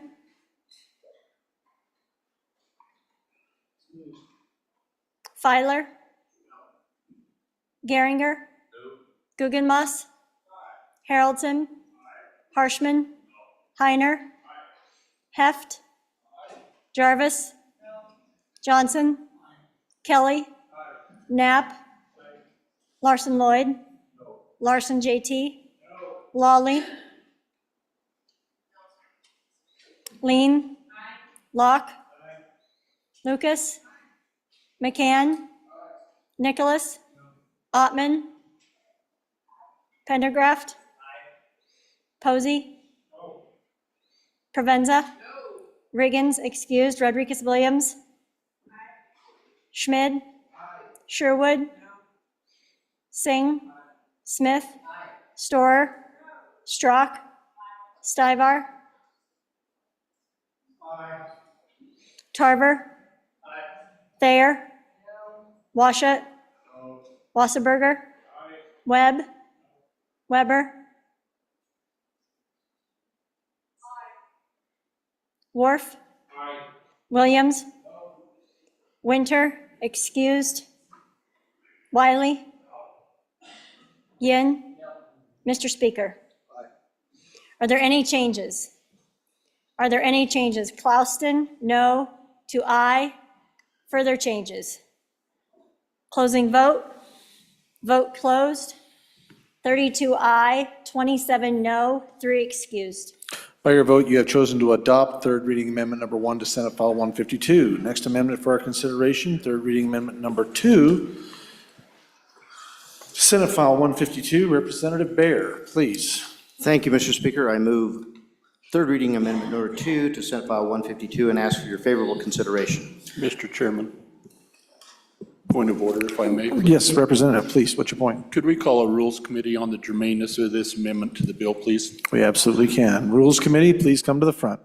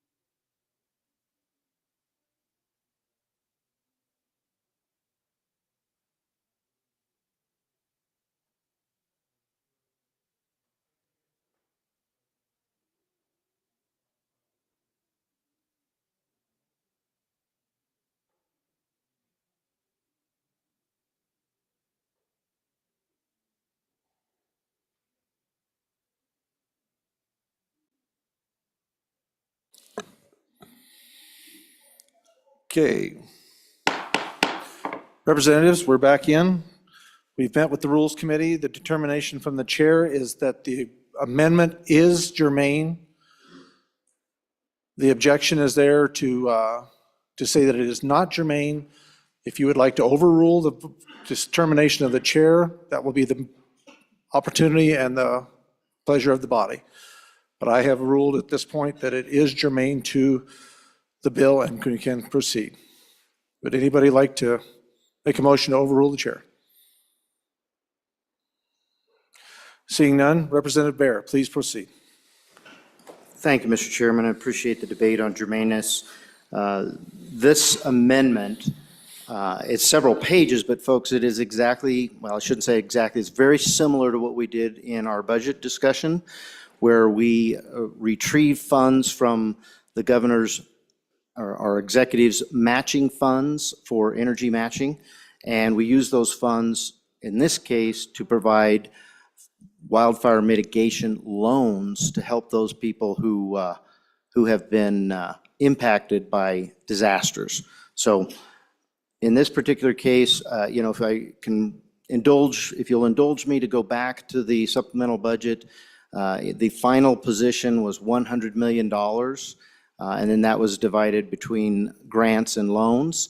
This particular amendment creates an opportunity for $152 million in loans. And with that, I'll ask for your favorable consideration. Representatives, we are voting on third reading amendment number, oh no, this is first time, that's right, we're past that point. Representative Harold Harshman for your first time. Thank you, Mr. Speaker. Members on and against the amendment, I think if you didn't come up and listen to the rules discussion, I think it's important for you to flip over to page 3 of the amendment. So if you're looking online, just scroll down if you've got a paper copy. So what we're asked to do here is something that I've never seen done here in my 23 sessions on this floor, where we take a bill and we try to really put our budget position into this bill. Now, that'd be one thing if it was policy that's related and fires and all that. I can live with that. But then when we fund this by taking another policy position out of the budget, which is on page 3, section 321, energy matching funds. And we take that, which is a position of this House that we passed in the budget that we would delete those energy matching funds. Our body down the hall doesn't have that same position. And so when we try to take our budget position and then fund kind of a new program in this bill with another section, by defunding another section of the budget, I think is wholly unconstitutional. And we as a body will decide that, of course. And it's totally unprecedented. And so I just, as the longest serving House member, I just got to get up and say, whoa. And I'm all for pushing the boundaries. I'm all for that. But this is one too many horses in the race. And then that doesn't even count what the bill does. This amendment totally changes the bill. The bill is to set up new duties for the state forester, backfill a few accounts that we spent. This amendment now takes our budget position on fire mitigation and puts it in this bill from something that happened in the past. This bill is about the future. I mean, you read the bill on page 2 and 3, and it adds some new duties to the state forester. And then we fill up some accounts that we did, but nothing in there about mitigation to landowners, whether it's grants or loans or any of that. That's what this amendment does. It takes our House position, which I support. I support our House position in the budget. I voted for it. I thought the loan thing was good. Hey, it's not our money to give away. But then we're trying, I guess I can see what the long game is. I've done a few of these negotiations. I can see the long game is, man, if the budget bill dies, we at least got this in this bill, or if this bill dies, so we can kind of get this thing going. And I would just encourage the body to not go down that road. This will come back to bite you. It'll bite us. And it's not good policy making. And it's not good strategy. And I would just, and again, this is coming from a person who likes to push the envelope on this stuff. But I think that I have never seen anything like this, where you put a budget section into another bill. This bill is Senate File 152. It's not Senate File or House Bill 1. Please vote no on the amendment. Thank you. Representative Larson Lloyd. Thank you, Mr. Chairman. I'd agree with the comments of the previous speaker and just note that one of the challenges we have when we get in this position is we flirt with the success of the bill. And if we think that this bill as it came over had value, if we think that there's deficiencies in our current system on defining the duties of the state treasurer, then we need to somehow protect the intent of that bill. So if we're looking for another horse in the race to pay back or to administer the loans or grants for the fires that took place this last year, that bill is being heard in committee number 2 in the morning. There is a second horse. It doesn't need to be in this bill. It came over and it talks about it restores, it provides funding, grants and loans for invasive species and for restoration of lands. And so if we're worried about another horse, it's upstairs eating hay, waiting for the gate to open in the morning and get addressed. So I'd protect the integrity or protect the intent of this bill. I don't think the bringer of the amendment is trying to do anything to the integrity of it. I think that he's just putting stuff in there that I think it does not belong here and puts the bill overall at risk. If we're worried about paying for those, we've got a bill in the morning that they're going to hear, and I think that we can bring that forward and move it quickly. So against the amendment. Minority Floor Leader Yin. Mr. Speaker Pro Temp, thank you. So members, if you look on page 3 and 4 of the amendment, you'll see a lot of language saying, okay, right, so page 3, section 6, so line 2021, 2024 Wyoming Session Laws, chapter 118 amended. Page 4, section 8, 2024 Session Laws, chapter 118 amended, 118 repealed. So if you're wondering what chapter 118 is, that is the budget. So that's the budget from last year. So our supplemental budget, as we've done this year, is amending our 2024 budget, just like this bill is. So what this amendment does, it actually turns our Forester bill into a new supplemental budget bill. We've created a second supplemental budget bill if we adopt this amendment. I don't think that has ever happened before.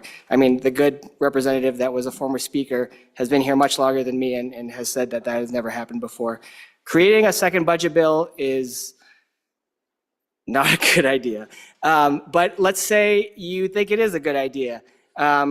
Okay, then the consequence of that is like we can make every bill a supplemental budget bill.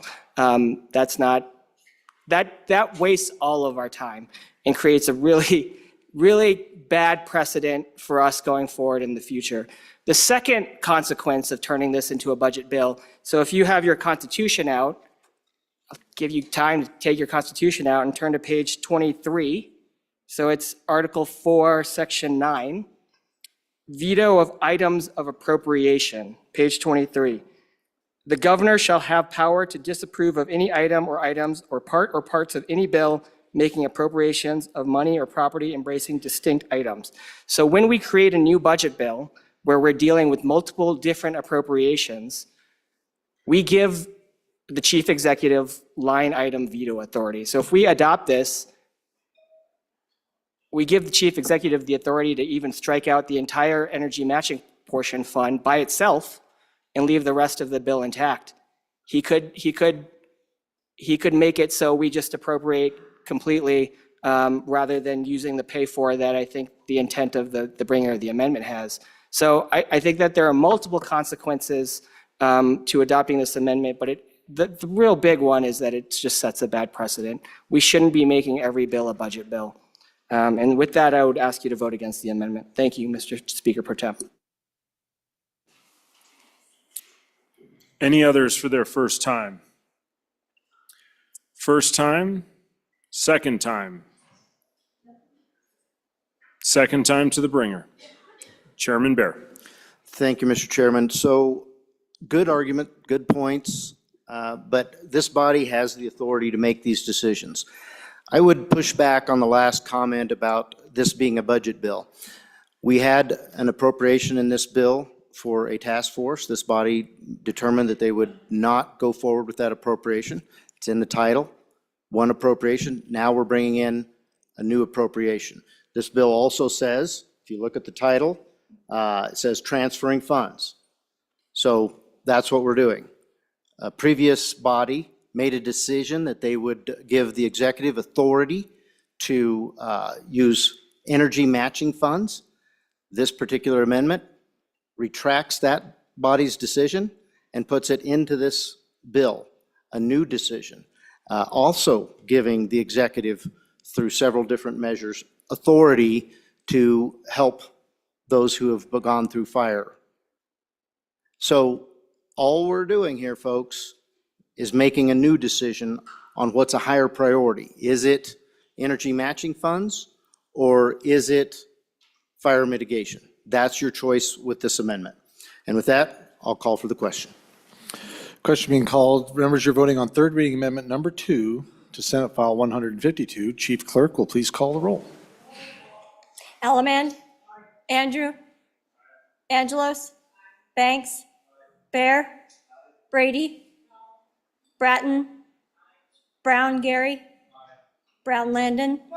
Byron. Campbell Elisa. Campbell Kevin. Chestick. Clouston. Connolly. Davis. Eklund. Erickson. Filer. Geringer. Guggenmoss. Haroldson. Harshman. Heiner. Heft. Jarvis. Johnson. Kelly. Knapp. Larson Lloyd. Larson JT. Lawley. Lean. Locke. Lucas. McCann. Nicholas. Ottman. Pendergraft. Posey. Provenza. Riggins, excused. Rodriguez Williams. Schmid. Sherwood. Singh. Smith. Storer. Strock. Stivar. Tarver. Thayer. Washat. Wasserberger. Webb. Weber. Worf. Worf. Williams. Winter. Excused. Wiley. Yin. Mr. Speaker. Are there any changes? Worf. Excused to no. Campbell Kevin. No to aye. Further changes. Further changes. Closing vote. Vote closed. 31 aye, 29 no, 2 excused. By your vote, you have chosen to adopt third reading amendment number 2 to Senate File 152. Next amendment for our consideration, Senate File 152, amendment number 3, Representative Bear. Or no, excuse me, Representative Harrelson, sorry. Thank you, Mr. Speaker. At this time, I move third reading amendment number 3 to Senate File 152 and ask for your favorable consideration. So folks, in what we're doing here is we're just taking 52,000 of that, or 52 million of that appropriated funds and addressing 2 issues, one being the helicopter and crew for wildland fire mitigation, as well as putting in $49,479,564 for grant funding for noxious weeds and invasive species. So this would just be aligning that conversation and putting in the crew of 4 part-time employee positions, as well as the funding for the grants for noxious weeds and invasive species. And with that, I ask for any questions. Thank you. Representative Brown, first time. Thank you, Mr. Speaker. I almost got up on this last one and filed a complaint or, the protest against the body of the House. I thought, how crazy is it that we are seeing our budget being drafted and dropped into a bill on a state forestry task force? I mean, are we seriously doing this right now? Point of order. Your point, Representative? I think that we should abstain from words like crazy. It would be good. Representative Brown, please proceed. How about insane?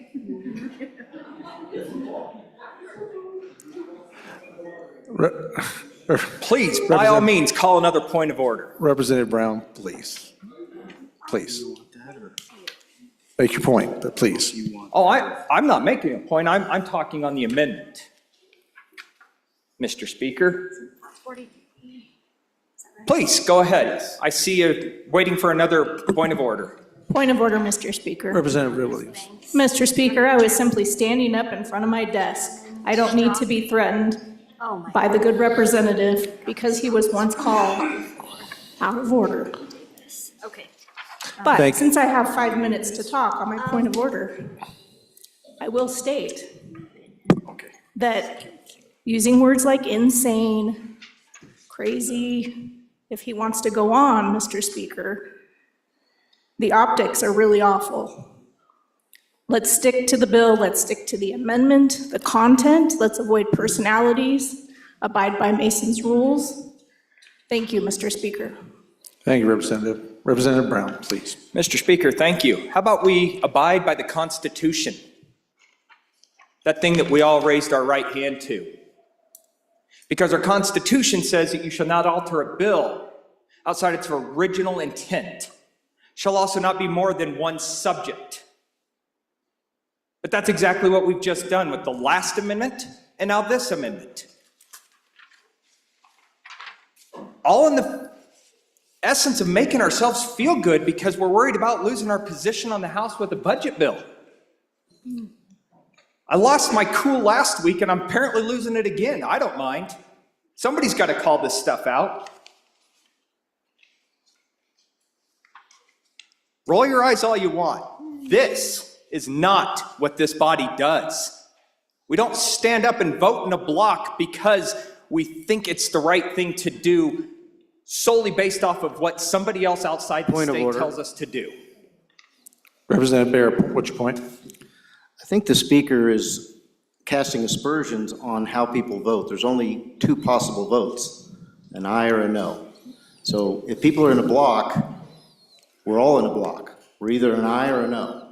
So he's casting aspersions on the intent, the mindset, and the will of the body. And I think it's out of order. Representative Brown. Then prove me wrong. Representative Harshman. Thanks, Mr. Chairman. I just was admiring the stained glass as it's changing, as the sun moves across and sets on the Senate chamber. I just would urge the body, again, this is usually, if you want to get another horse in the race, you would actually kind of put an idea like this in another bill or in the budget bill itself. I just want us to be careful because I know we all kind of want to begin with the end in mind, right? You want to kind of, where do we want this to end by next Thursday if we perhaps gavel out, maybe we won't be able to gavel out next Thursday, but I would say that doing little tricks like this is not going to help our body in negotiations. And it's bicameralism for a reason, right? And you got to respect that process. And so I just want us to be really careful, because it might not end up like we think we hope it will. And sometimes we kind of outsmart ourselves. And particularly when we do this to a bill and bring in the budget into this bill. It's never been done before on this House. And now the 68th has crossed that bridge. Boy, hope the bridge is there and we can go back someday. Thank you, Mr. Speaker. Thank you, Representative. Any other members for the first time? Representative Connolly, please. Thank you, Mr. Chairman. Speaker, sorry about that. It's all good, Representative. You go right ahead. Thank you. I like the idea of having the seats and the 4 different added personnel, but it muddies up the original bill. And I don't want this original bill to get so muddied up that it negates the original intention of what we were trying to do. And then, I don't know, I'm new here, but it seems like bringing something like this on the third reading is, I don't know, it just doesn't seem quite right. But if there was a different bill, I'm thinking this is probably in the budget. We did our budget amendments and went through all that, but I wish the amendment that was going forward was in a separate bill and not in this bill, and so I'm probably going to have to vote no for the amendment. Thank you, Representative. Representative Lean, for your first time. Thank you, Mr. Speaker. On and in favor of the amendment, because I believe our firefighters need these resources. Thank you. Representative Lars, second thought. Representative Bear, for your first time. Thank you, Mr. Speaker. So I've seen this body do a lot of things in the short tenure that I've had here. I've seen complete bills replaced on third reading, completely replaced at the 11th hour. This is not doing anything of that nature. This is simply adding something that has to do with the original subject. You saw me. Mr. Chairman, point of order. Representative Larson, your point, sir? If the speaker's going to make an allegation like that a whole bill's been replaced previously and he's seen it, fair enough, but tell us what it is. You can't just say anything. Give us the example of what bill it was and when, so that it can be verified, please. Representative Bear. Thank you, Mr. Speaker, and I really appreciate the point. I'll get down and make it specific, okay? And I'll give you several examples, but the one that passed out of this body eventually became Amendment A that was voted on by the people of Wyoming. That bill started out as a bill for the elderly. That's a considerable change, because I don't think you saw anything about elderly when you went to the polls and voted on Amendment A. That's what this body has done in the past. And rather than wait till the 11th hour and do something that is completely opposite of the bill itself, we're doing something that is well within the subject matter. And you saw me debate for hours against grants. But I'm going to tell you, I'm on for this amendment.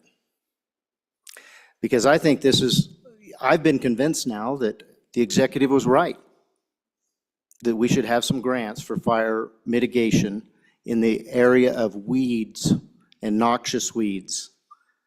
That's the testimony we've had in committee. And if you want to prevent fires, which is really what this bill is about, those accounts are all about stopping fires, then this is right on point. And fighting fires, the helicopter, definitely for fighting fires.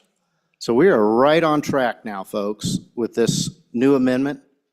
It is exactly where we should be going. Are we putting another horse in the race? Yes, and I will go back to my amendment, which, previous amendment, which still controls. It says in there that the budget will control. So if our budget passes, this goes away. And we have this in our budget. It's a little bit different, but we'll do one or the other. And this is giving this body a chance, should something happen to the budget. You know, this body received the JAC's, or I'm sorry, the House Appropriations Committee's description of the Senate's actions over 3 weeks ago. And now we're getting down to the wire. We don't know what's going to happen with the budget. We still haven't been contacted by the other body to say, let's meet and discuss it.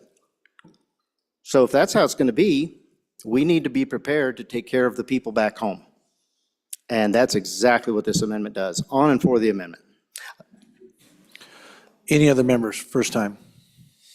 Representative Harshman, first time. You did go once. Any other members, first time? Representative Harshman doesn't want to get ahead of you. Second time, Representative Harshman, please. Thank you, Mr. Speaker. Just a question for the sponsor of the amendment. I notice you're a co-sponsor of the bill. I believe this is the Haraldson Amendment. You're a co-sponsor of the bill. I was just curious if you'd worked with your sponsor when you, on this amendment, or had some conversations.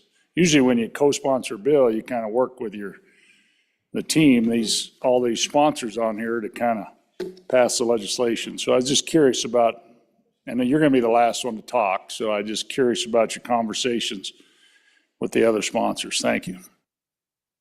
Any other members for their second time? Representative Bear, please. Thank you, Mr. Speaker. You know, I've been a little pressed for time since the accusation was made, and I still haven't been able to accomplish it, and maybe I've missed something, but I do not see where in our Constitution it says that we cannot change what the intent of a bill is. Of course, we know that Mason's rules addresses that. We know that there's lots of rules within our House rules and the joint rules that deal with subject matter, but we've debated that before and determined that this body can make those changes. I gave an example of one that happened in a previous legislature. So it's not a constitutional matter of whether this body changes the subject, but I would argue that this amendment does not change the subject of the bill. On and for the amendment, on and for the bill. Representative, any others for the second time? Connolly, Lean, and Brown. Seeing none, Representative Haraldson, please. Thank you, Mr. Speaker. So going back to the question that was asked, as we've looked at moving forward with putting this funding models in for these wildfire mitigation issues, we have not discussed it with the body across the hall. But if you look at the back of your bill, you're already seeing that that was their original intention, was they put another horse in the race on the budget in this bill that will slough off or fall off with the passing of either one of those budget bills. And so this is just continuing to take care of our firefighters and the fire mitigation that needs to take place across our state over the next year. And so be it noxious weeds or be it putting more air support into the air for our firefighters, this is a way that we can do that and get to a place where we can take care as we look at a dry year. I mean, my community is the one that Sunday afternoon had 2 fires actually start that merged. And we had firefighters out there for 3 days. We had the firefighters come from our penitentiary to put out hot spots. And we fought 70-mile-an-hour winds as we did that. You guys, we're just at a really weird place right now with where our water's at and what our fuel sources are and our fires are looking like. So with that, I'd ask for your favorable consideration.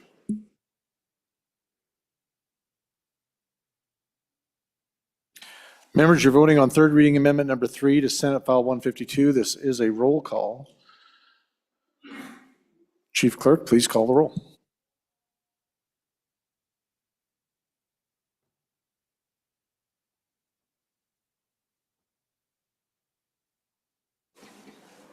Allemand. Andrew. Angelos. Banks. Bear. Brady. Bratton. Brown Gary. Brown Landon.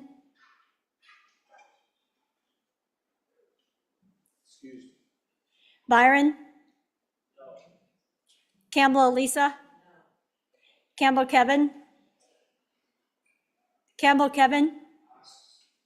Chestick. Clouston. Connolly. Davis. Eklund. Erickson. Filer. Geringer. Guggenmoss. Haroldson. Harshman. Heiner. Heft. Jarvis.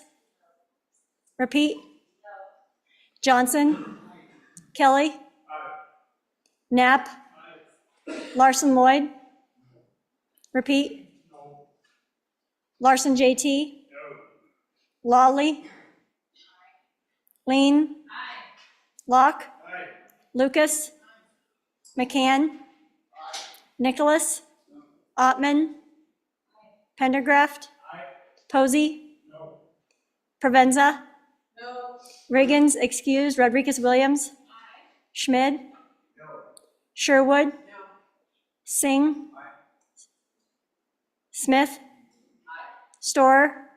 Strock. Stivar. Tarver. Thayer. Washut. Wasserberger. Webb. Weber. Worf. Williams. Winter. Excused. Wiley. Yin. Mr. Speaker. Brown. Landon. Excused 2. No. Bear. Excused 2. Aye. Further changes. Further changes. Closing vote. Vote closed. 34 aye, 26 no, 2 excused. By your vote, you have chosen to adopt third reading amendment number 3 to Senate File 152. Senate File 152 having been received affirmative, oh no, excuse me, that's the amendment. Senate File number 152 having been read 3 separate times, the question is, shall the bill pass? Chief Clerk will please call the roll.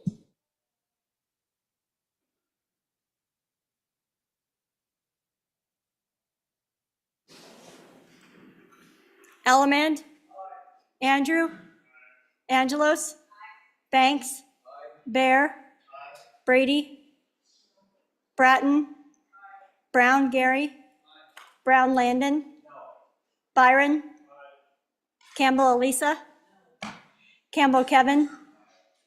Chestick. Clouston. Connolly. Davis. Eklund. Erickson. Filer. Geringer. Guggenmoss. Haroldson. Harshman. Heiner. Heft. Jarvis. Johnson. Kelly. Knapp. Larson Lloyd. Larson JT. Lawley. Lean. Locke. Lucas. McCann. Nicholas. Ottman. Pendergraft. Posey. Provenza. Riggins excused. Rodriguez Williams. Schmid. Sherwood. Singh. Smith. Storer. Strock. Stivar. Tarver. Thayer. Washut. Wasserberger. Webb. Weber. Worf. Williams. Winter. Excused. Wiley. Yin. Mr. Speaker. Are there any changes? Are there any changes? Closing vote. Vote closed. 46 aye, 14 no, 2 excused.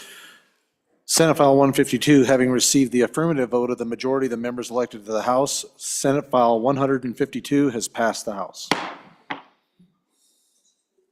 Yes, ma'am. Representative Provenza.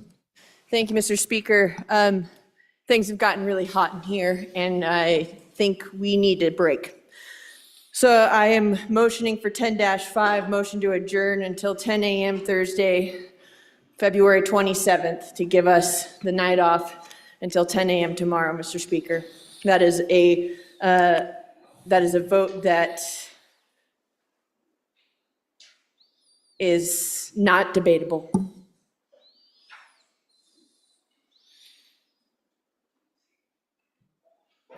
That's interesting. Okay.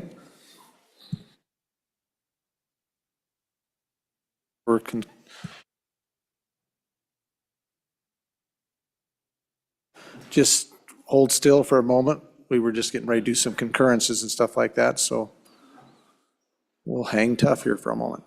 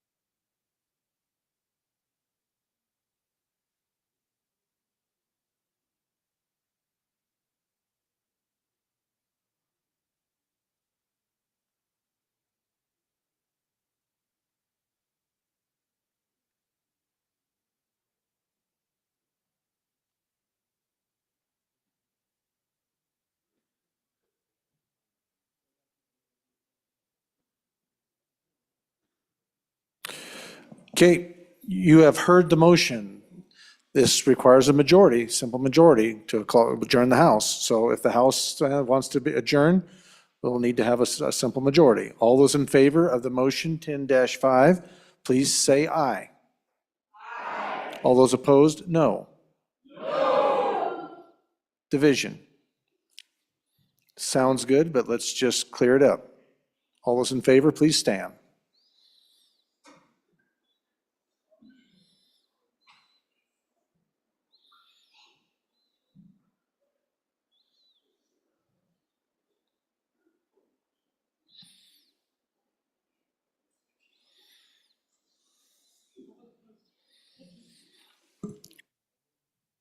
All those opposed, you may be seated. All those opposed, please stand.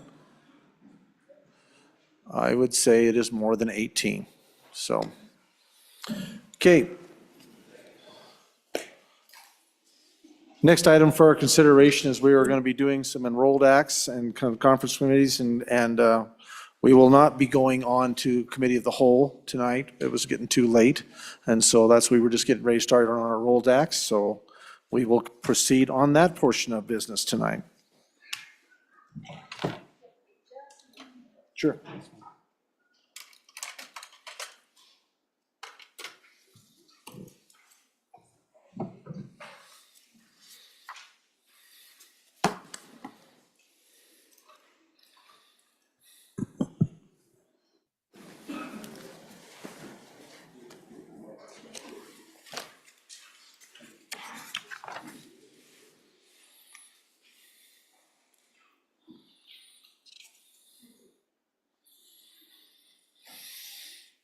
Give the chief clerk a moment to kind of get things organized here, so just stand at ease.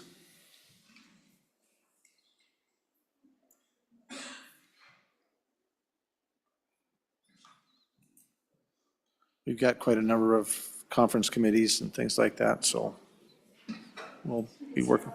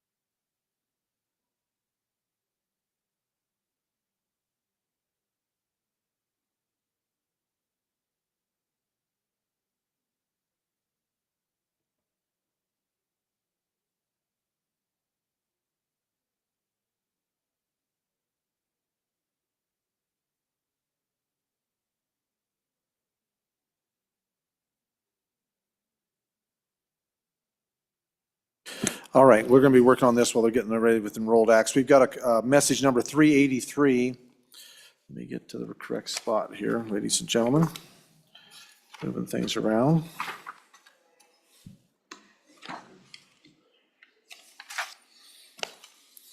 Okay, we need conferees to be appointed. Message 383. This is another shot at the apple here. Chairman Geringer, this will be your committee again. Chairman Geringer, Nicholas, and Singh. We're going to send our same fighters back down there for that. Message 383. Next one is message 367. We're appointing a committee to go down, and this is in regards to Senate File 43, Temporary Water Use Agreements Amendments. The committee will be Banks, Chair, Strzok, and Davis. We'll be going down for that one. Okay. Is this another one here? Okay, concurrence requested. Representative Baer, message number 379. Mr. Speaker, thank you for calling out my name and getting my attention. Oh, Chairman Baer, please. Oh, 379. Mr. Speaker, I move message number 379 and ask for the body's favorable consideration of this. Folks, this was House Bill 33, Vehicle Sales and Use Tax Distribution Highway Fund. So I'm going to remind you of how this was showing up on your goldenrod for a long time. This was at the very top of your general fund, and it was for $69 million, just under $70 million. The decision of the bill, which was brought by our good committee number 8, Transportation, was to offer a portion of our sales tax, that sales tax which is collected from vehicle sales, and direct that to our highway fund. And there was testimony from the good chairman of committee number 8 that there's a $400 million gap from a study that was done some time ago between our funding and our needs in highways. So this body went with the suggestion of committee number 8 to fund, all of that sales tax that collected off those vehicles, which is right at 70 million per year, and give that to the department of that deals with our highways and try to close that gap by that amount. The body down the hall simply adjusted that to 25 million, so about a third, a little more than a third of what we were trying to do in this body. And I did discuss it with the good chair of committeeman number 8, and he has been working on this for years, trying to get that gap closed. And he is pleased with getting this far with this amount of money. So we are both recommending an aye vote on this particular concurrence letter. Thank you, Representative. Discussion. Representative Larson, JT.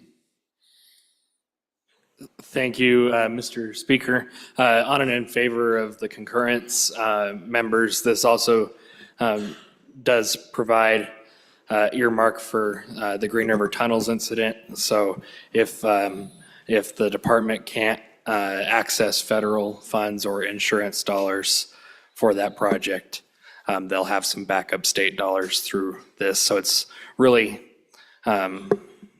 not an increase in expenditure or anything, because we're using the money that was already going to be moved over. So it was a creative way to address the situation, and encourage your aye vote on this.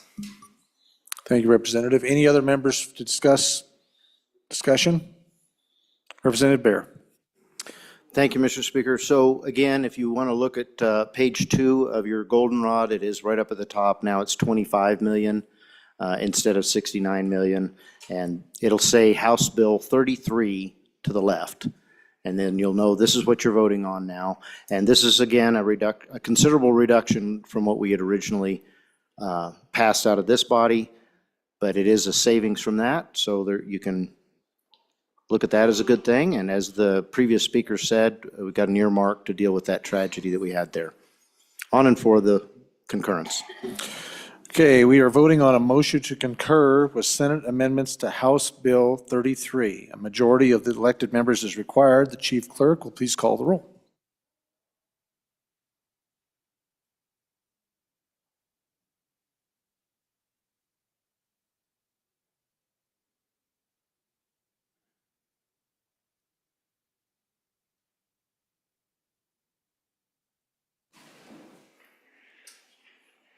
Ellamand, Andrew, Angelos, Banks, Bear, Brady, Bratton, Brown Gary, Brown Landon, Byron, Campbell Elisa, Campbell Kevin, Chestick, Clouston, Connolly, Davis, Eklund, Erickson, Filer,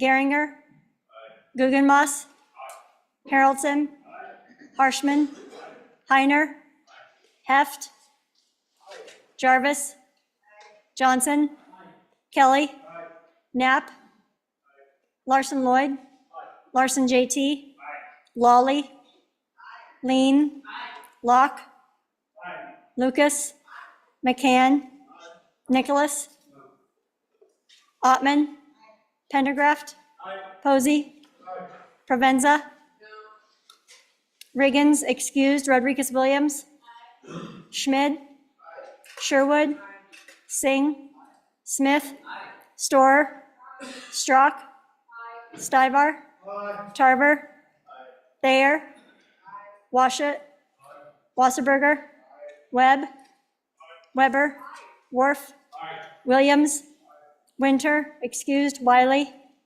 Yin. Mr. Speaker. Filer, excused to aye. Further changes? Further changes. Closing vote. Vote closed. 57 aye, 2 no, 3 excused. By your vote, you have voted to concur with Senate amendments to House Bill number 33. Next concurrence request for our consideration, Representative Andrew, concurrence request message number 373.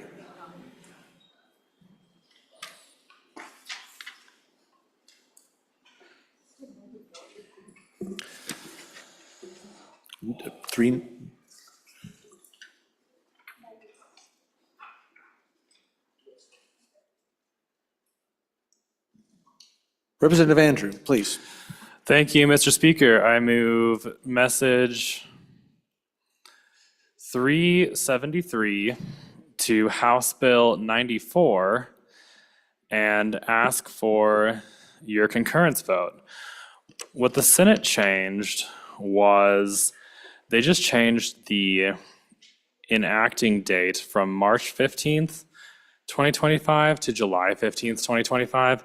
And that was simply to fix a logistical problem that would have allowed a 2-week window this year for charter applications to be submitted because that window closes on March 31st. And that would have just been an impractically short amount of time for anything to happen anyway. So I think this was a good amendment. I actually worked on it with them in their standing committee. Thank you, Mr. Chairman. Speaker. You bet. Any discussion on the concurrence? Discussion? Representative Bratton, are you heading? No, not. Okay. Seeing none. Members, we are voting on a motion to concur with Senate amendments to House Bill 94. A majority of the elected members is required. Chief Clerk will please call the roll. Ellamand, Andrew, Angelos, Banks, Bear, Brady, Bratton, Brown Gary, Brown Landon,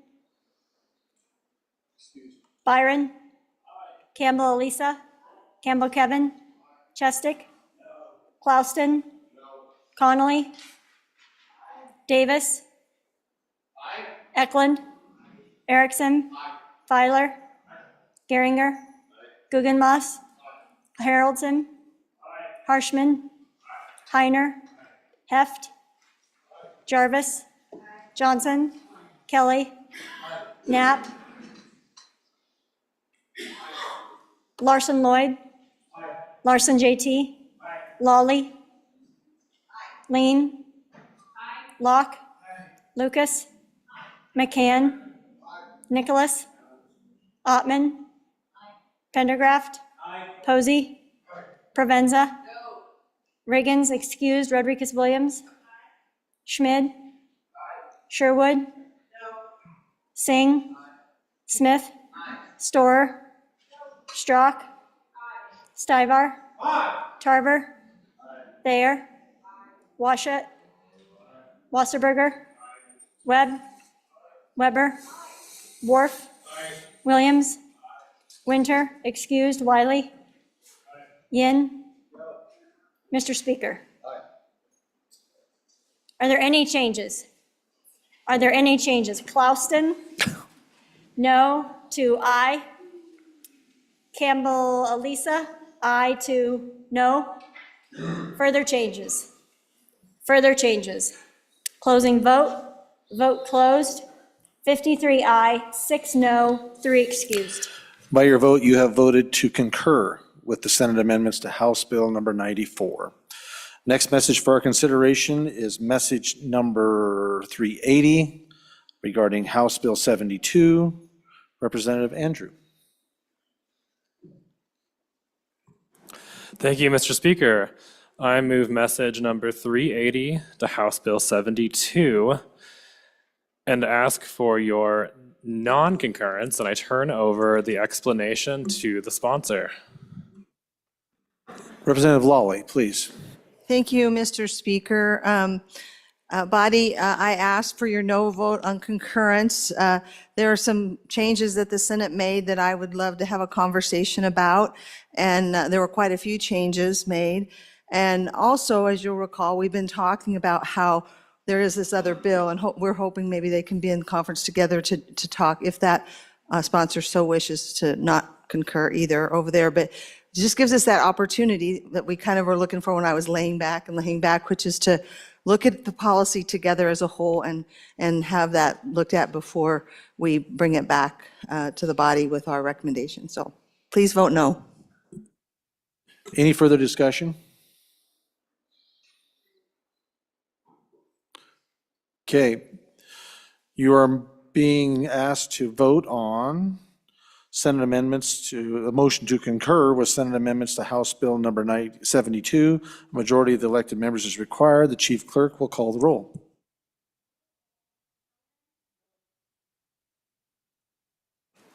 Alamand? No. Andrew? No. Angelos? No. Banks? No. Bear? No. Brady? No. Bratton? No. Brown Gary? No. Brown Landon? Excused. Byron? No. Campbell Elisa? No. Campbell Kevin? Chestick? No. Clouston? No. Connolly? No. Davis?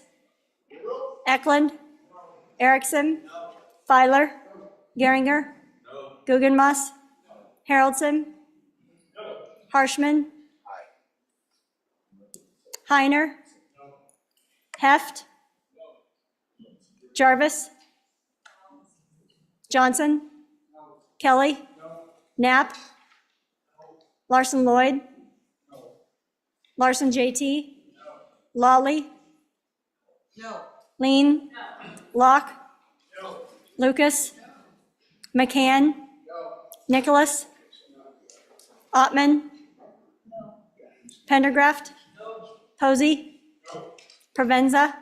No. Riggins, excused. Rodriguez Williams? No. Schmid? No. Sherwood? No. Singh? No. Smith? No. Storer? No. Strock? No.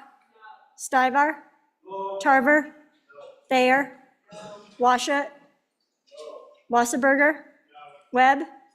Weber? No. Worf? No. Williams? No. Winter, excused. Wiley? Yin? Mr. Speaker. Are there any changes? Storer? No to aye.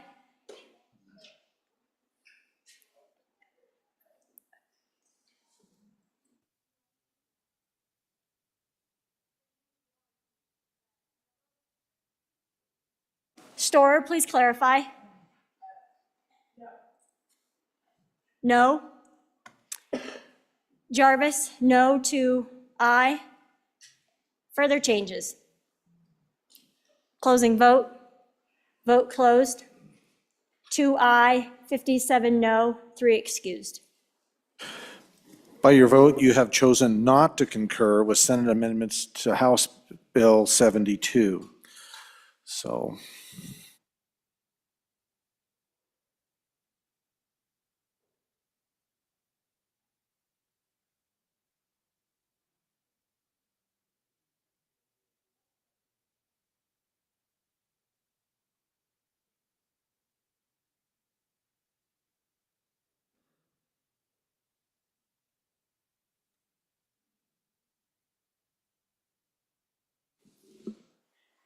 Mr. Speaker, privilege of the floor. Nope, sorry. great idea, but I'll be right with you, Representative. Hang on. Okay, we're going to go ahead and name a committee to go down and work on this. The committee will be chaired by Representative Andrew, Lawley, and Posey. So, privilege of the floor, Representative Haroldson. Thank you, Mr. Speaker. Up in our south gallery, I noticed a friend. Platte County's clerk is up there, Malcolm Irving. Malcolm is a pretty popular face around here recently as we're doing all sorts of conversations about election integrity. But Malcolm's not only a good friend, but a great servant to the people and has done a great job as he's helped lead the clerks around the state as being president of the Clerks Association. So, Malcolm, welcome.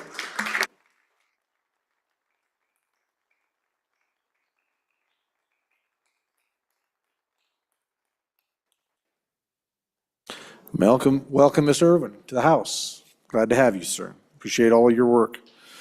Okay, next concurrence request is Representative Byron, Chairman Byron. This is revolving around message number 381 to House Bill 275. Thank you, Mr. Speaker. I move message number 381 to House Bill 275 and ask for an aye vote. Folks, our friends down the hallway caught a couple of things. One thing involved forfeiture of some of the equipment that may be used to violate this new statute. So it was their opinion that if you are driving your truck and you violate this statute as currently written, it could be decided that you also not only potentially lose your firearm and a number of other things, but also the equipment used to participate in the act. So they stripped that out, and they also had a little bit of conforming language. And I think it's important to really dive into this. Remember, this is House Bill 275, and they add in this subsection shall not apply to government agencies or their employees, contractors, or designees while using aircraft to perform lawful duties of some of this predator control. So with that, that's what they did, two changes. Certainly want to acknowledge them. I've thought a bunch about it and talked to the co-sponsors and the folks that brought them, and I am asking for an aye vote on message 381 to House Bill 275. Thank you, Chairman. Is there any discussion? Seeing no discussion, we are voting on motion to concur with Senate amendments to House Bill 275. A majority of the elected members is required. The Chief Clerk will please call the roll.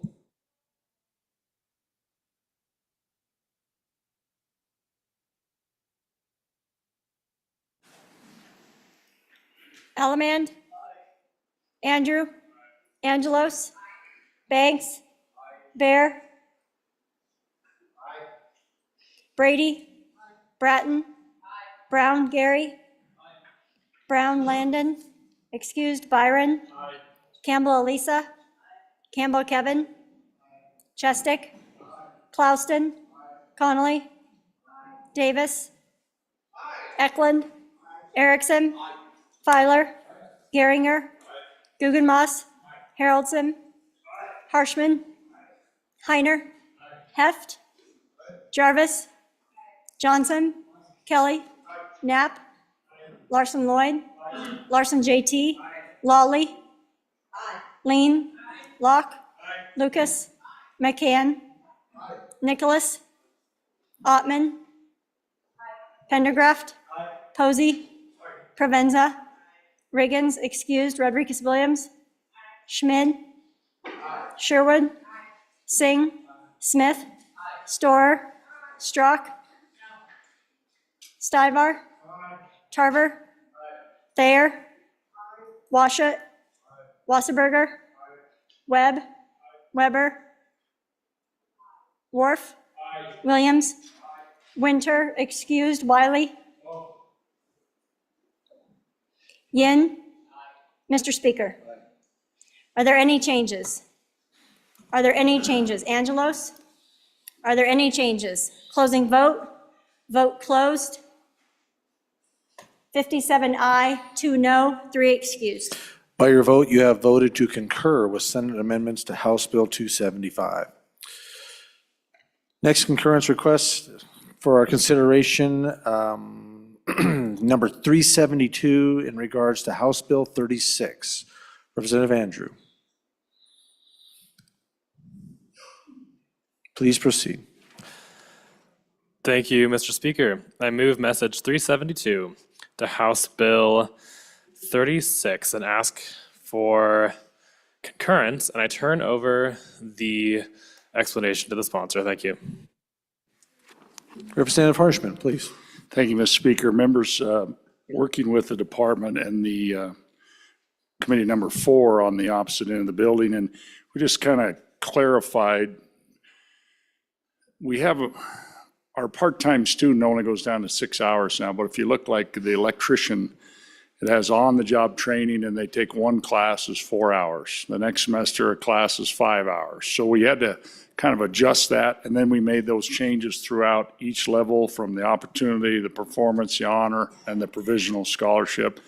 So worked with the department and the other body down the hall, and the bill passed unanimously out of that body, as it did here.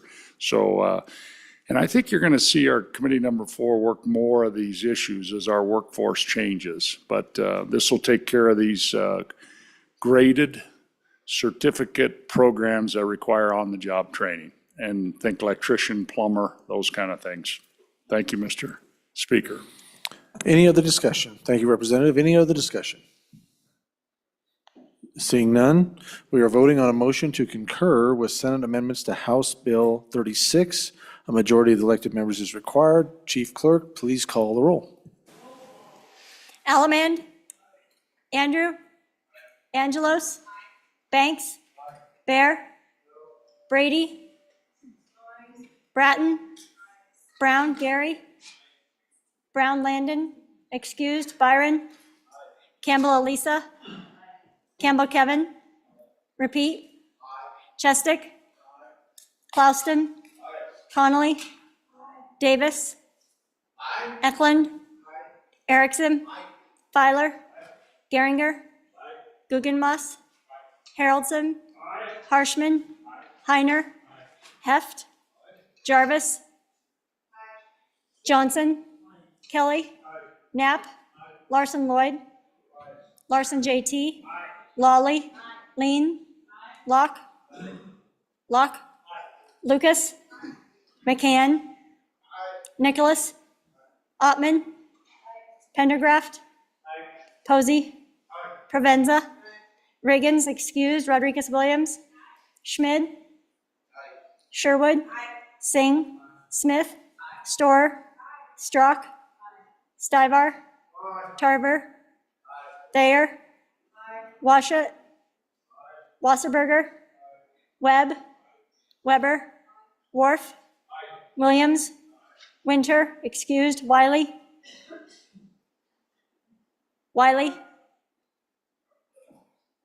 Yin. Mr. Speaker, are there any changes? Bear, no to aye. Further changes. Further changes. Closing vote. Vote closed. 59 aye, 3 excused. By your vote, you have voted to concur with the Senate amendments to House Bill 275. Or no, excuse me, House Bill 36. We got it mixed up a little bit there. All right, next then we will be moving on to signing of enrolled acts. We are at that order of business of signing of enrolled acts. First enrolled act for our consideration is House Enrolled Act number 35. House Enrolled Act 35, being original House Bill 64, an act relating to abortions, requiring ultrasounds before the procurement of chemical abortions, providing verification requirements, providing definitions, providing penalties, specifying applicability, providing for the conflict of laws, and providing for an effective date, being enacted by the legislature of the state of Wyoming. I am about to sign Enrolled Act number 35, having been original House Bill 64.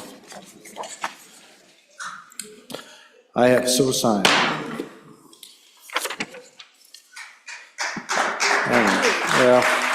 Yep.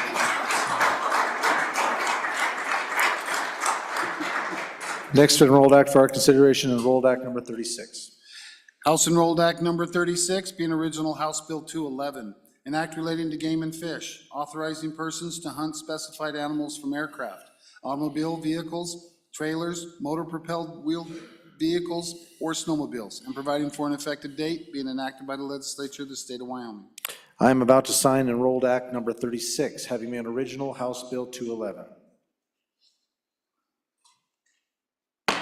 I have so signed. Congratulations, Representative Alaman.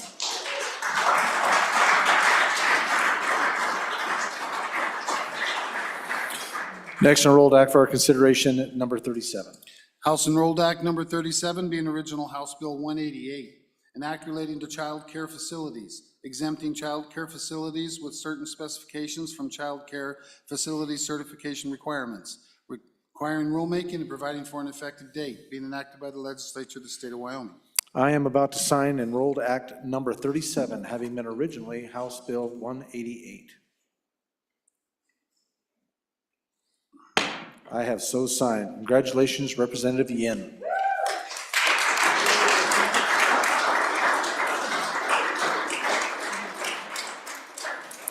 Next Enrolled Act for our consideration, Enrolled Act number 38. House Enrolled Act number 38, being original House Bill 129, an act relating to school finance, removing an additional annual distribution of the county school fund and providing for an effective date, being enacted by the legislature of the state of Wyoming. I am about to sign Enrolled Act number 38, having been originally House Bill number 129. I have so signed. Congratulations, Representative Larson, JT.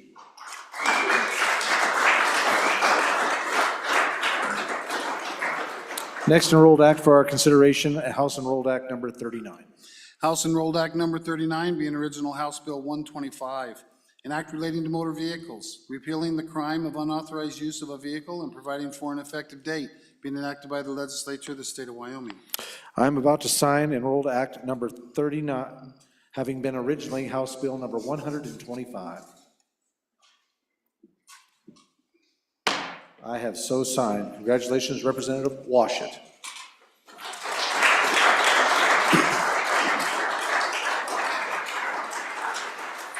Next Enrolled Act for our consideration, number 40. House Enrolled Act number 40, being original House Bill 103, an act relating to cemeteries and burials, amending provisions relating to the structural integrity and aesthetics of columbariums, and providing for an effective date, being enacted by the legislature of the state of Wyoming. I am about to sign Enrolled Act number 40, having been originally House Bill number 103. I have so signed. Congratulations, Representative Sherwood.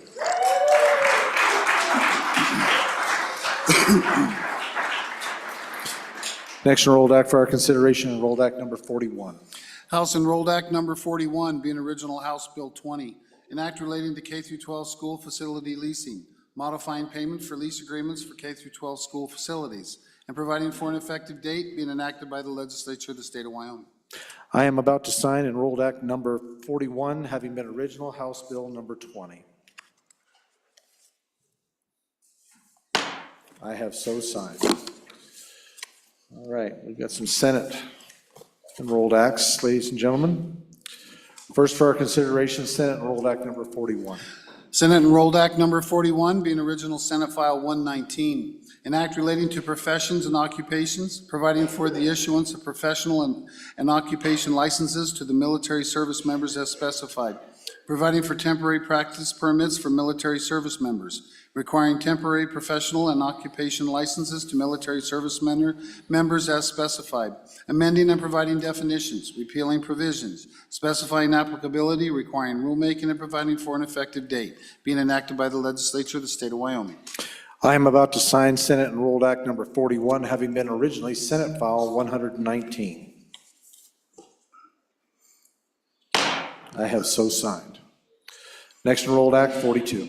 Senate Enrolled Act Number 42, being original Senate File 146, an act relating to trade and commerce, amending the Wyoming Consumer Rental Purchase Agreement Act as specified, amending licensing requirements, amending disclosure requirements, providing for digital agreements, providing definitions, providing limitations, requiring rulemaking, making conforming amendments, and providing for effective dates, being enacted by the legislature of the state of Wyoming. I am about to sign Enrolled Act number 42, having been originally Senate File number 146. I have so signed. Next Enrolled Act 43. Senate Enrolled Act Number 43, being original Senate File 138, an act relating to energy, requiring the Wyoming Energy Authority to complete a study on the economic impacts of the energy industry in Wyoming, specifying requirements of the study, authorizing and requiring assistance from the state agencies and higher education institutions, requiring reports, specifying deadlines, and providing for an effective date, being enacted by the legislature of the state of Wyoming. I am about to sign Senate Enrolled Act 43, having been original Senate File 138. I have so signed. Next Senate Act, Enrolled Act for our consideration, number 44. Senate Enrolled Act Number 44, being original Senate File 106, an act relating to motor vehicles, authorizing new vehicle dealers to establish hourly labor rates and retail parts markup rates to be charged for warranty repairs, specifying for procedures for establishing and calculating the rates, providing exceptions, requiring mediation, providing a civil case of action, civil cause of action, providing definitions, and providing for an effective date, being enacted by the legislature of the state of Wyoming. I am about to sign Enrolled Act number 44, having been original Senate File number 106. I have so signed. Next and last Enrolled Act Senate File for Enrolled Act for us is number 45. Senate Enrolled Act Number 45, being original Senate File 5, an act relating to motor vehicles, specifying that school district vehicles that are not school buses and are used for transporting students may display flashing lights as specified, and providing for an effective date, being enacted by the legislature of the state of Wyoming. I'm about to sign Enrolled Act number 45, having been originally Senate File number 5. I have so signed. Okay, thank you for your patience, ladies and gentlemen, and we will. Okay, we have one joint conference committee that Representative Vice Chair Banks, please, if you wouldn't mind. Thank you, Mr. Speaker. I move message number 370 to Senate File 80, country of origin labeling for beef. The Joint Conference Committee met, and basically we continued on with the House position. And so this is how, instead of trying to fit everything in, I'll just read the language that it will include. Only beef that is derived from cattle born, raised, slaughtered, and processed in the United States may clearly be labeled as a product of the United States of America. Also, only beef that is derived from cattle born and raised in Wyoming may be clearly labeled as a product of Wyoming. And lastly, beef that is of undeterminable origin or that has not been born, raised, slaughtered, and processed in the United States of America shall not be labeled as a product of the United States of America. So basically, we kept the good changes that we made in the House. The Senate was fine when they saw them all played out in writing.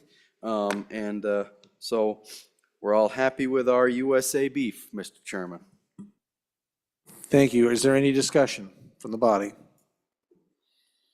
Seeing none, body, we are voting on Joint Conference Committee number, was there a number attached with that? What's your message number? 370. Number 370, report to Senate File 84. A majority of elected members is required to adopt the report. The Chief Clerk will call the roll.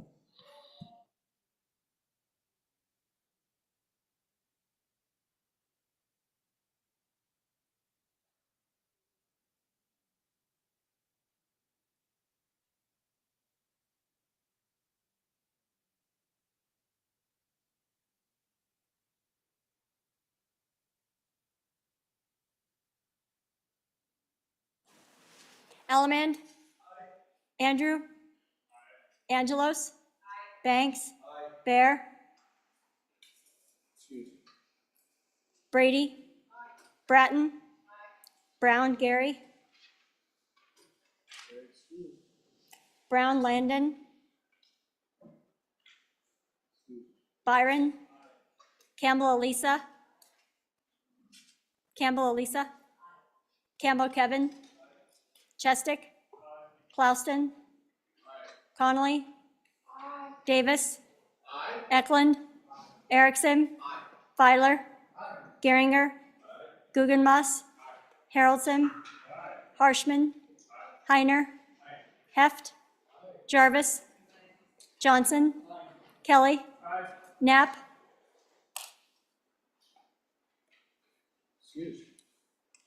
Larson Lloyd? Larson JT? Lawley? Lean? Locke? Lucas? McCann? Nicholas? Ottman? Pendergraft? Posey? Provenza? Riggins, excused. Rodriguez Williams? Schmid? Sherwood? Singh? Smith? Storer? Strock? Stivar? Tarver? Thayer? Washat? Wasserberger? Webb? Weber? Worf? Williams? Winter, excused. Wiley? Yin? Mr. Speaker, are there any changes? Brown, Gary, excused 2. Aye. Further changes? Closing vote. Vote closed. 57 aye, 5 excused. By your vote, you have adopted Joint Conference Committee to House Bill 84. Or no, Senate File 84. That's correct. Okay, we had one other, was it? Are we good? I think that cleared us. Okay, next we got, yeah. Okay, we got more Senate enrolled acts here. So we'll go back into that briefly. Things are starting to move back and forth between the bodies rather rapidly, ladies and gentlemen. We are at that order of business with signing of enrolled acts. First enrolled act for our consideration, enrolled act number 46. Reading clerk. Senate Enrolled Act Number 46, being original Senate File 154, an act relating to industrial development and siting, amending the deadline by which the Director of the Department of Environmental Quality must hold a hearing on the industrial siting permit applications, amending deadlines to cure incomplete applications, amending deadlines for counties to hold hearings and reach decisions on permit applications for wind and solar projects, specifying applicability and providing for an effective date, being enacted by the legislature of the state of Wyoming.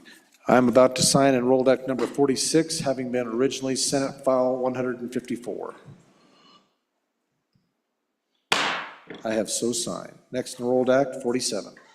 Senate Enrolled Act Number 47, being original Senate File 121, an act relating to motor vehicle license plates, authorizing specially designed license plates to recognize rodeo as the official sport of Wyoming, specifying requirements, authorizing fees, providing for termination of issuance of the special plates, requiring a report upon termination, authorizing rulemaking, making a conforming amendment, specifying availability, and providing for an effective date, being enacted by the legislature of the state of Wyoming.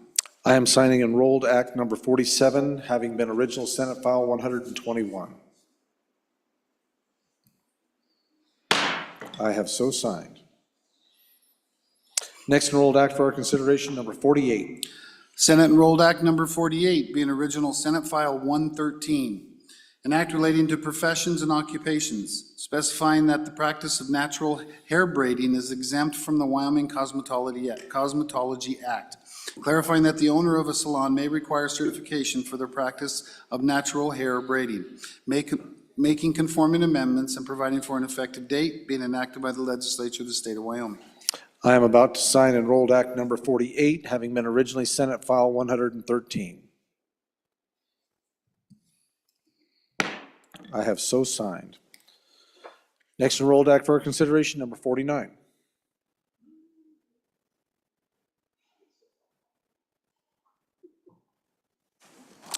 Senate Enrolled Act number 49, being original Senate File 56.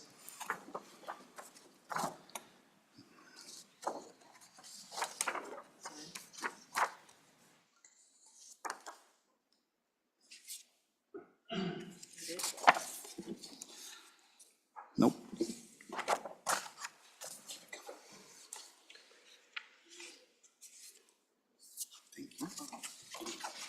An act relating to corporations, partnerships, and associations, amending the grounds for administrative dissolution, revocation, and forfeiture to include providing false or fraudulent information to the registered agent, and providing for an effective date, being enacted by the legislature of the state of Wyoming.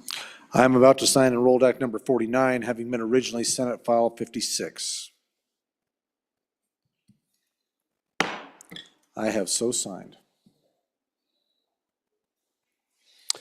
Okay. Anything else?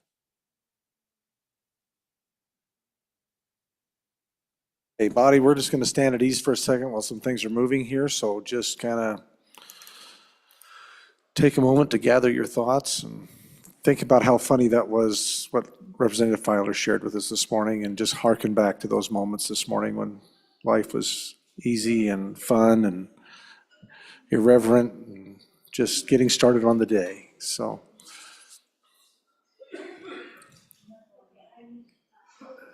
actually, what I could have you do is think back to the Laramie Orchestra playing here yesterday. Close your eyes, be transported to places far beautiful and amazing. So, oh, Representative Heft, hey, please proceed. Thank you, Mr. Speaker. Maybe it's time for a joke. As okay. What do you put on a pig with sunburn? Could not tell you. Ointment. Ointment.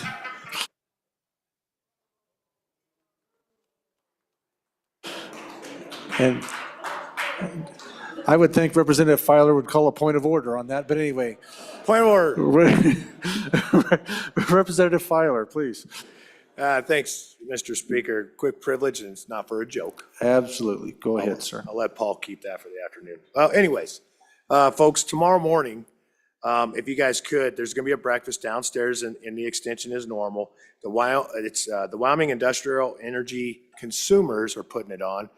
Good folks, represent a lot of folks that draw a lot of energy and electricity through our grid here in the state of Wyoming, and keeps a lot of those coal mines running. So good folks, if you want to go down there tomorrow morning between 7 and 9, have some breakfast with them.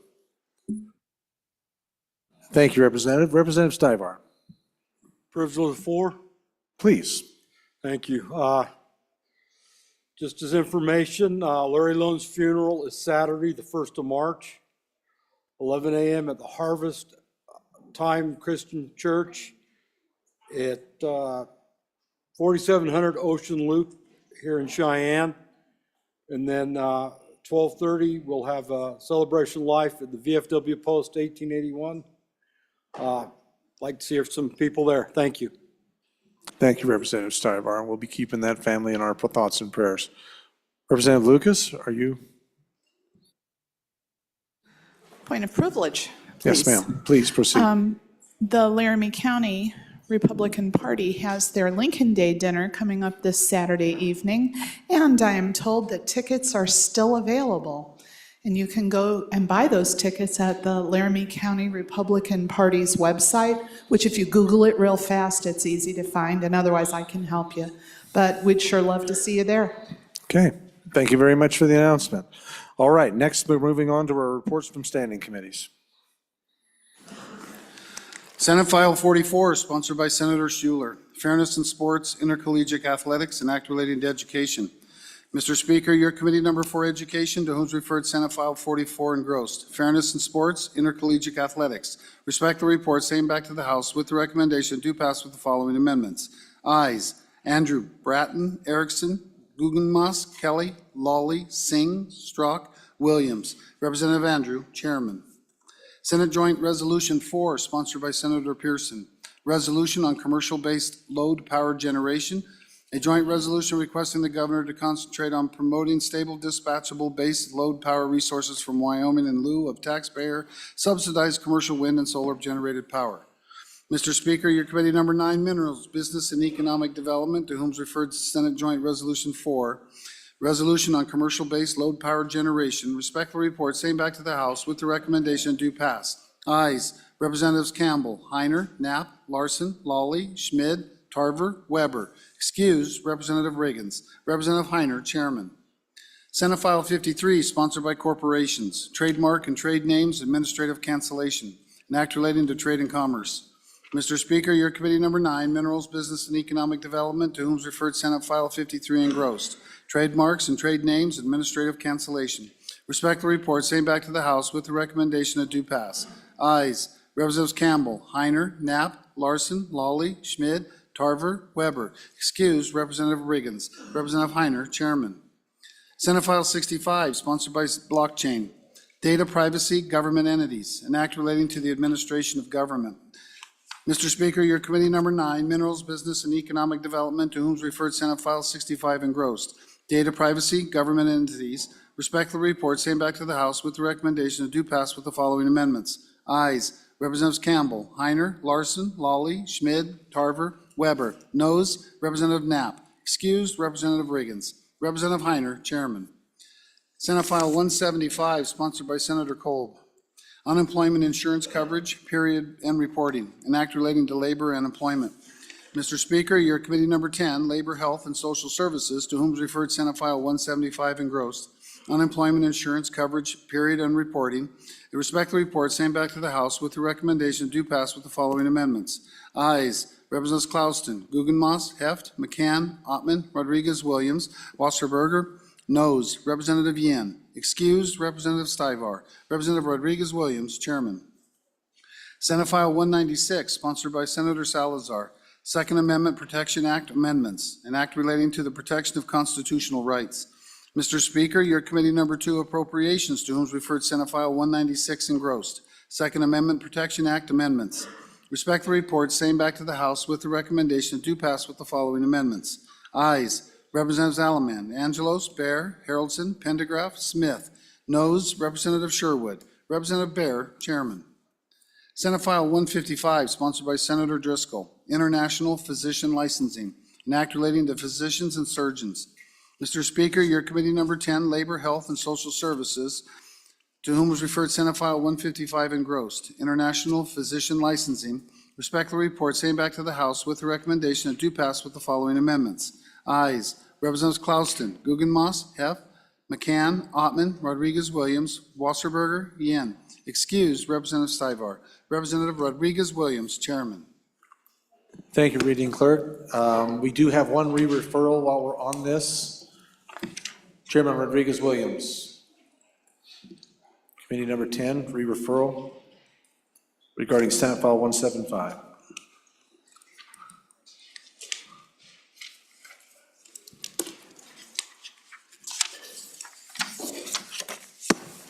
Mr. Speaker, I move to re-refer Senate File 175 to Committee Number 2, Appropriations.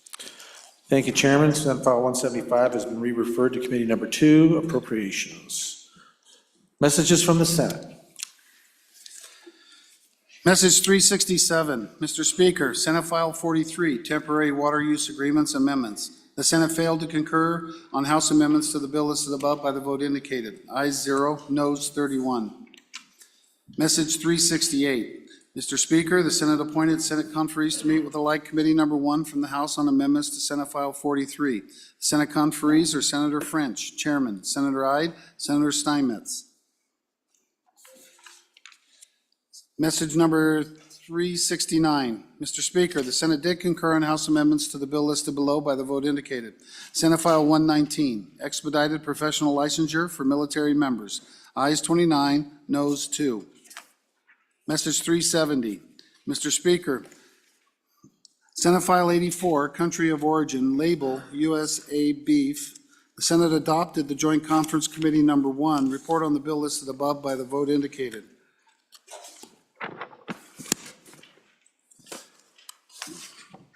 Ayes 29, noes 2. Message 371. Mr. Speaker, the bill listed below passed the Senate on third reading by the vote indicated. House Bill 20, K through 12, school facilities leasing. Ayes 31. Message 372.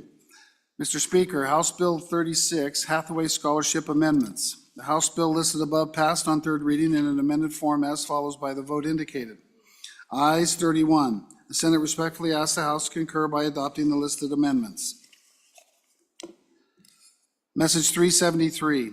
Mr. Speaker, House Bill 94, Charter School Authorization Amendments. The House bill listed above passed on third reading in amended form as follows by the vote indicated. Ayes 28, noes 3. The Senate respectfully asks the House to concur by adopting the listed amendments. Message 374. Mr. Speaker, the bill listed below passed the Senate on third reading by the vote indicated. House Bill 103, Columbarium Regulation. Ayes 30, noes 1. Message 375. Mr. Speaker, the bill listed below passed the Senate on third reading by the vote indicated. House Bill 125, Repeal Unauthorized Use of Vehicle Crime. Ayes 31. Message number 376. Mr. Speaker, the bill listed below passed the Senate on third reading by the vote indicated. House Bill 129, School Finance Dates for Funds Transfers. Ayes 31. Message 377. Mr. Speaker, the bill listed below passed the Senate on third reading by the vote indicated. House Bill 188, 2 families, 1 nanny. Ayes 31. Message 378. Mr. Speaker, the bill listed below passed the Senate on third reading by the vote indicated. House Bill 211, Hunting Wildlife from Vehicles. Ayes 27, noes 4. Message 379. Mr. Speaker, House Bill 33, Vehicle Sales and Use Tax Distribution Highway Fund. The House bill listed above passed on third reading in amended form as follows by the vote indicated. Ayes 25, noes 6. The Senate respectfully asks the House to concur by adopting the listed amendments. Message 380. Mr. Speaker, House Bill 72, Protecting Women's Privacy in Public Spaces Act. The House bill listed above passed on third reading in an amended form as follows by the vote indicated. Ayes 25, noes 6. The Senate respectfully asks the House to concur by adopting the listed amendments. Message 381. Mr. Speaker, House Bill 275, Treatment of Animals. The House bill listed above passed on third reading in an amended form as follows by the vote indicated. Ayes 27, noes 4. The Senate respectfully asks the House to concur by adopting the listed amendments. Message 383. Mr. Speaker, the Senate appointed Senate conferees to meet with the Like Committee Number 2 from the House on amendments to Senate File 32. The Senate conferees are Senator Pappas, Chairman, Senator Kolb, Senator Rothfuss. Message 384. Mr. Speaker, the Senate did concur on House amendments to the bill listed below by the vote indicated. Senate File 154, Industrial, Wind, and Solar Projects, Hearing Deadline. Ayes 30, noes 1. Message 385. Mr. Speaker, the Senate did concur on House amendments to the bill listed below by the vote indicated. Senate File 121, Rodeo License Plate. Ayes 24, noes 7. Message 386. Mr. Speaker, the Senate did concur on the House amendments to the bill listed below by the vote indicated. Senate File 56, Providing False Information to Registered Agents. Ayes 30, noes 1. Message 387. Mr. Speaker, the Senate did concur on House amendments to the bill listed below by the vote indicated. Senate File 113, Greater Opportunity Act. Ayes 29, noes 2.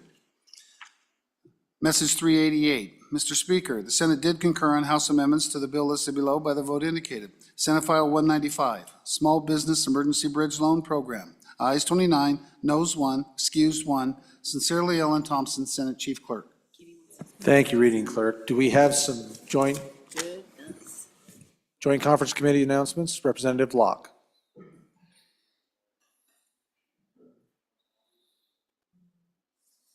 Thank you, Mr. Speaker. I announce a joint conference committee for Senate File 69, homeowner property tax exemption at 8 a.m. tomorrow morning in the conference room W110. Thank you, Chairman Locke. That committee will be made up of Representatives Locke, Heiner, and Knapp. Chairman Locke, you will be the chair.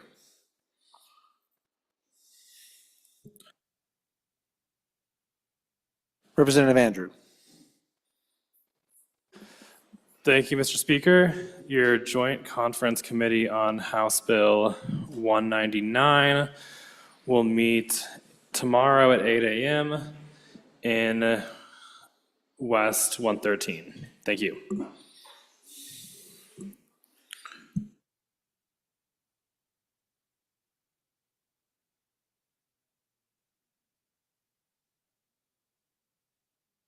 Okay, thank you, Representative Andrew. All right. Any other interim topics, committee meetings, announcements? Vice Chair Tarver. Mr. Speaker, thank you. Your number 8, transportation, will meet at 8 o'clock in the morning at PMR 5. Thank you, Vice Chair. Representative Harold, who's that? Harrisman? Oh, you got a privilege? Knapp. Chairman Knapp. Mr. Speaker, thank you. Your corporation's committee will meet upon adjournment to hear Senate File 57, Senate File, put my glasses on here, 190 engrossed, Senate File 174, and Senate File 172. Thank you, Chairman. Any other, Representative Locke, Chairman Locke. Thank you, Mr. Speaker. Your House Revenue Committee number 3 does not have a meeting in the morning. So just wanted to let everybody know. Thank you for the update. Vice Chair Pendergraph, number 2, approps. Thank you, Mr. Speaker. Your number 2 committee appropriations will meet at 8 a.m. to finish considering Senate File 34, engrossed school finance routine and major maintenance calculations, and Senate File 148, engrossed fire suppression and restoration funding.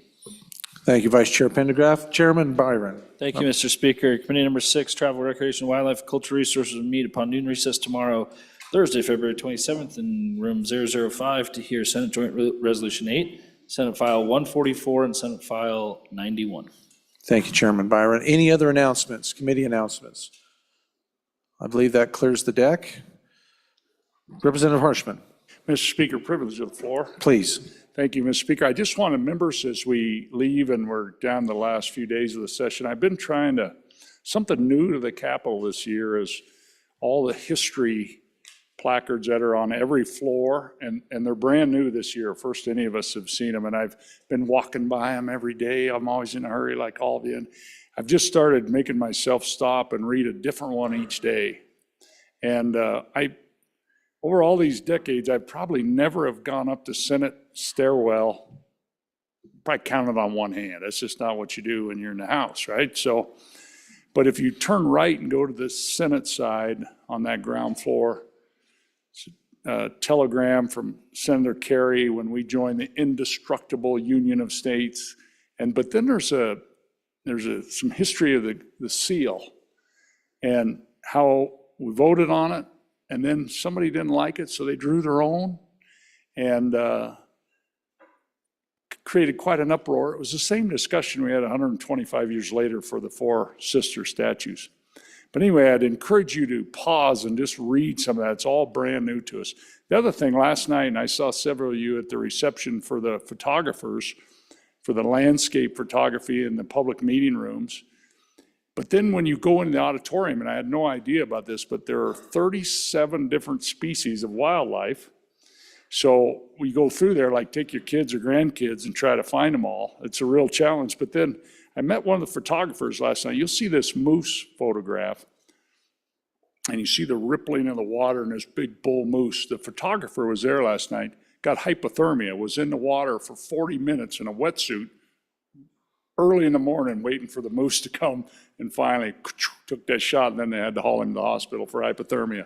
But anyway, some dedicated people, but I just encourage you just to take a few minutes before we all scatter and go home to pause and read some of that, Mr. Speaker. It's so good. And we can't know where we're going if we don't know where we've been. And it's so incredible, the history. So thank you, Mr. Speaker and members. Thank you, Representative Harshman.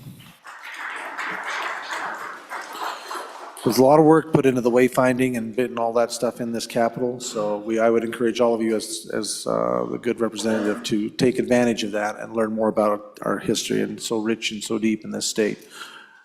That clears the deck. Majority Leader Heiner. Thank you, Mr. Speaker. I move that the House adjourn until tomorrow, 10 a.m., February 27th. You have heard the motion. All those in favor signify by saying aye. All those opposed, no. The motion carries. House will stand adjourned until the 32nd day of session, February the 27th, 2025, beginning at 10 a.m. Have a good evening, ladies and gentlemen.